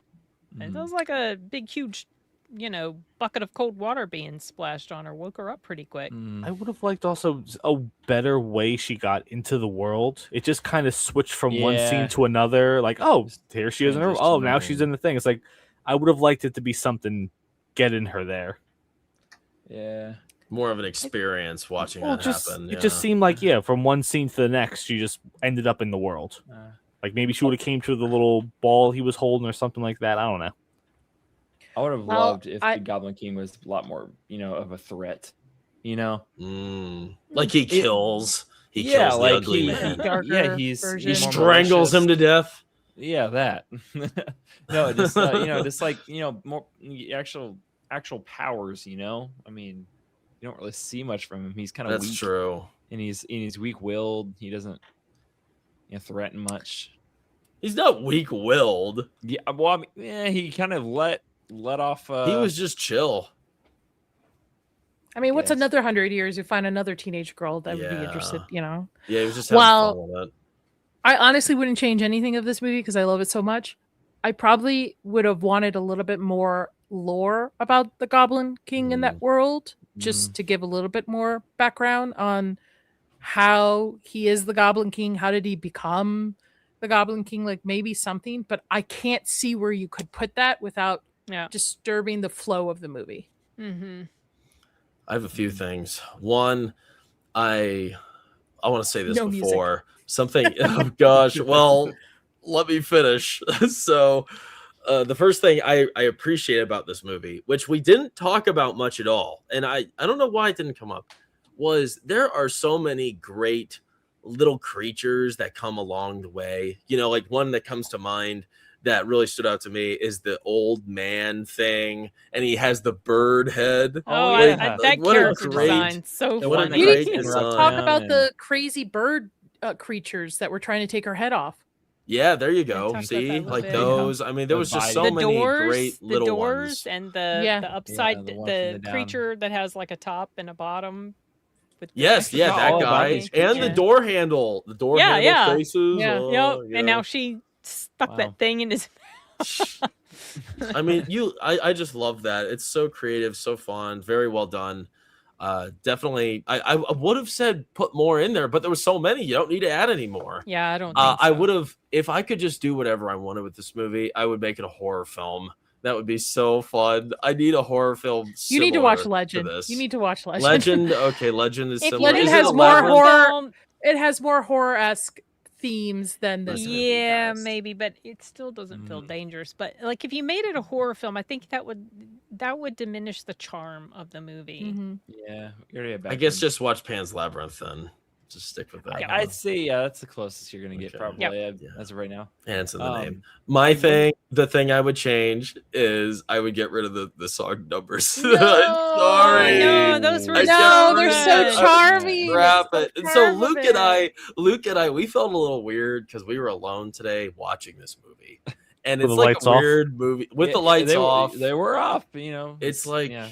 it's a weird movie for two guys to watch alone, and the song numbers were just sitting there. There were like what, 3? Well, I know mean, it there wasn't was that this- bad. There but were 3. My least favorite of the 3 is the one with the fire creatures trying to take The her head headless off. birds, yeah. Yeah, No, I yeah, like that that's one. my least favorite. I like that one. Well, yeah, that's the more. I will say this movie is probably definitely more marketed towards women and teenage girls and stuff. So I can And see Jackson. why you And guys would be, I fit and in Leon. there. but And theater Leon, kids, definitely Leon. theater kids. But I can understand. It's probably would have been better for a date night movie for you Oh, guys. There you go. yeah. Yeah. Yeah. Maybe. I ran into Yeah. a guy at Home Depot. I was wearing this shirt. I Yeah, didn't show the tell you shirt. This Yeah, That's shirt. so I was cool. wearing this Great shirt. That's shirt. so nice. And Yeah. he said something about how he liked my shirt, and I said, "Thank you. I really used to, I love this movie, and I wanted to be Sarah." And he was like, "I wanted to be David Bowie." Oh my gosh! Wow. Wow. Everybody Just wanted thought to that be was either with David Bowie or David Bowie. Man, Man. would you change anything, Joe? I actually like what Luke was saying. Maybe show him kill something. Maybe that's Yeah. that like what was the thing like out of what was the Roger Rabbit movie where the Christopher Lloyd's dunking the puppets in Framed the Roger acid? Rabbit. Yeah, that one. Give Yeah. me something that makes me think, oh, this guy is let's not screw with him. Strangle Hoggle to death. Yeah. And then bring him Maybe. back to life. Like that's how Or- he's been torturing these Oh goblins. man! No, maybe crap. not kill him. Like, Just like you know, a- just put his hand on his head and he just slowly squeezes him. Man, Just something like Alright. that. Something yeah, so simple. freaky. I Alright, definitely make it think rated R, killing why him don't you? would That'd be also too much. push it You into can't kill him. Yeah. Yeah. territory Yeah. that's a bit dark. That would But that's be- not Jim Henson though. That's the thing. Yeah. That's not. Yeah, he- that I as mean, was- geez, even- have you seen Dark Crystal? No, I have. Dark Crystal's dark, but it's not like human, like a human Not being doing human. it. Yeah, yeah. You know what I mean? Like there's- yeah. It's Creatures. fantasy creatures that do Yeah. it. That's true. Yeah. And Yeah. Maybe One more more thing. music. I would have liked it to be a full music? musical. I think it just seemed weird that only David Bowie's the only one singing. Hoggle. He's- Hoggle could have sang yeah, a like, He is ballad. the Yeah. singer. He's like the Olaf of the group. Like give him something. Give Hoggle something to sing about. Oh, You You know, Like, Joe, no, like that that brings would up a have good been point. I'm cringe. very surprised it never got like a musical Broadway thing. Like somebody Yeah. adapted it Oh for yeah, it. That's very. gonna Yeah, write the because they're musical. doing everything. maybe right because now. there's not enough songs in there. They could Couldn't add they're it. spraying the fairies in the beginning? He could be like doing a little tune while doing that's it. funny. Uh, That was funny. That was a great entrance. Well, so do we all recommend Labyrinth? David Bowie, Oh, Jim yeah. Henson's Of Labyrinth. course. Yes, All right. for Absolutely. sure. And watch the documentary about it. The Yeah, I'm little probably gonna behind watch the that. scenes featurette thing. It's really cool. You find out that Toby, little crying Toby, is the son of someone who worked on the film. And his real name is Toby. Toby. That yeah. makes sense because as I'm watching, it's like I'm looking at my wife. I'm like, how much money would it cost? Would we want to have our son be And crying he's really his eyes crying. out? Yeah, Yes. he's really scared and crying I and would upset. I might have pulled him from the movie if that was my son. Well, I don't know. Man. so He actually was all wasn't good. scared of the goblins. There's like a trivia about it that the goblins didn't even bother him. The puppetry. yeah, with that scene with the dance, he looks like he's having fun. Fun, Looks like a great unsure, time. but he looks like he's having fun. Yeah. But like when he's in the bed and he's upset and he's crying, he's legit crying. Yeah. So, I'd love to be there in that space. Luke was saying that while we were watching the movie. Like, wouldn't it just be awesome to be in that room while all those puppets are going off? That would just be so special. Like an experience unlike anything we could ever have. So, yeah, everybody recommends. The panel recommends. Gen Z recommends Labyrinth. We also recommend Pan's Labyrinth. So if you're feeling a more horror take, see Pan's Labyrinth. Okay, which is that the going to one be where in that theaters monster soon. is going like this? Yeah. Okay, that's what. That's right. Oh, with the eyes. Oh, here I found. By the way, I found the link. It's called. I think it's called Inside the Labyrinth. I'm sorry. Okay. It's on YouTube, and it's obviously free, and it's called Inside the Labyrinth. Great. That's cool. post I'm gonna the- watch that while I go to bed. Post the link in the private chat. It's about 50-some minutes long, so it's really That's not nice bad. and sizable. I'll post it in the private chat because I don't think I can post it on your, Normal chat. your Yeah. chat because. Oh, here, My let me husband get has one. still yet to not see this movie too. So Oh no! yeah. Wow. So he's got to watch it. Come yes, on, man. yes. It's just he didn't have time today to watch it with me, but yeah. Ooh. Here, let me. All right. I just gifted The 5 generous brawler. box. I'm so generous. I gifted 5 memberships to myself. Oh gosh, that's funny. Love It Ever After. You got a membership. Me, Oh. Shelly, Shell, Linkies, J2, David Gear 9345, and Whistling Sage. You are now Brawler members. Thanks for joining the club, All right. everybody. Wow. Check That out is the so sweet. members only content. Much appreciated. Yeah. But that's going to do it for us, everybody. We appreciate you guys watching along. This was a great talk. This is one of my favorite ones we've done in a while. So I'm thanks so for glad keeping you it invited lively, me. guys. You said you would. You said you'd bring me on, but then you never said anything until like Oh, yesterday. Sid, I'm and I saw sorry. you announcing it, and I think I left a comment on either your tweet or where, and I Uh-huh. just had like an expressionless face. On the Like, he comment? hasn't said anything to me. Oh, it came in due time. Oh, and Parkfile has some link there for everybody. That's the link So- to the documentary Oh, you found. Okay. Thank you, Yeah. thank you, Okay, link to the Thank you so much. documentary, Y'all go everybody. watch it. It's so good. I really enjoyed that. Check it out. And yes, please, everybody, be sure to give all these great panelists a subscribe in the description below. That would be great. It always just gives us a little bit of juice to keep on working. And I always like having you guys on. Sin, Nadia, World War Joe. Always a pleasure. You Thank guys always you. have great intel. And you guys are active on YouTube. So you could find your new favorite channel here, everybody, as Wilkie always says. And next week, live, 9 p.m. Eastern Time. Next Tuesday, we are back talking about Blazing Saddles. Oh, What? Ooh, yes. Wow. We're It's switching been it up. decades since I've seen that movie, and I only saw it Wow. once. And next time we have Nadia on, it's for Twister. We're All right, gonna that's do your cue, Twister Nadia. and then Twisters. It's a double feature, and Oh, she's boy. gonna do all her effects. Yes. She's very good with practical effects, I- but she's doing sound, Foley. Do it. Some really impressive Sorry about that, work. but usually I catch your stuff on replay. But I'm going to be tuning in live next week on that Oh, one. Blazing Saddles. man. I'm very curious to see what you guys think. We're playing the audio recordings. We're You've playing never the clips. seen it? Never, Nope, seen never it? seen it. Never Very seen it. Okay, quotable it's- movie. Mel Brooks, is that right? Extremely Yeah. not politically correct, Oh crap! Yes. like Wow. Yes. at all. And a movie like that would never be made today. Never. Oh Never, man. ever, ever, ever. All right. Unless Well, it's good to know. unless you're a U-ball and you're going against the grain and you're doing Oh well, something. him. Yeah, That's yeah. true. Him. Yeah, Probably the but- closest in recent years, maybe Tropic Thunder. Yes. Man, yeah. it's that a long close. time ago. Yeah. Yeah. Not that Jeez, I close didn't in a notice. sense, like just the type of humor, like where people can actually make fun of themselves and enjoy Yes. it without. I like being- Gene Wilder, so Hurry. I've been Yeah. very curious. Yeah. Great, awesome. Rip. But that's it, everybody. Where the We white women appreciate at? you guys.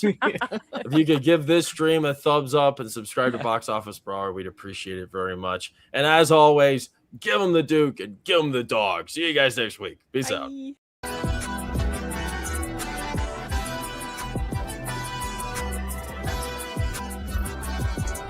What kind of person are you? Are you the kind that sees signs, sees miracles? Or do you believe that people just get lucky?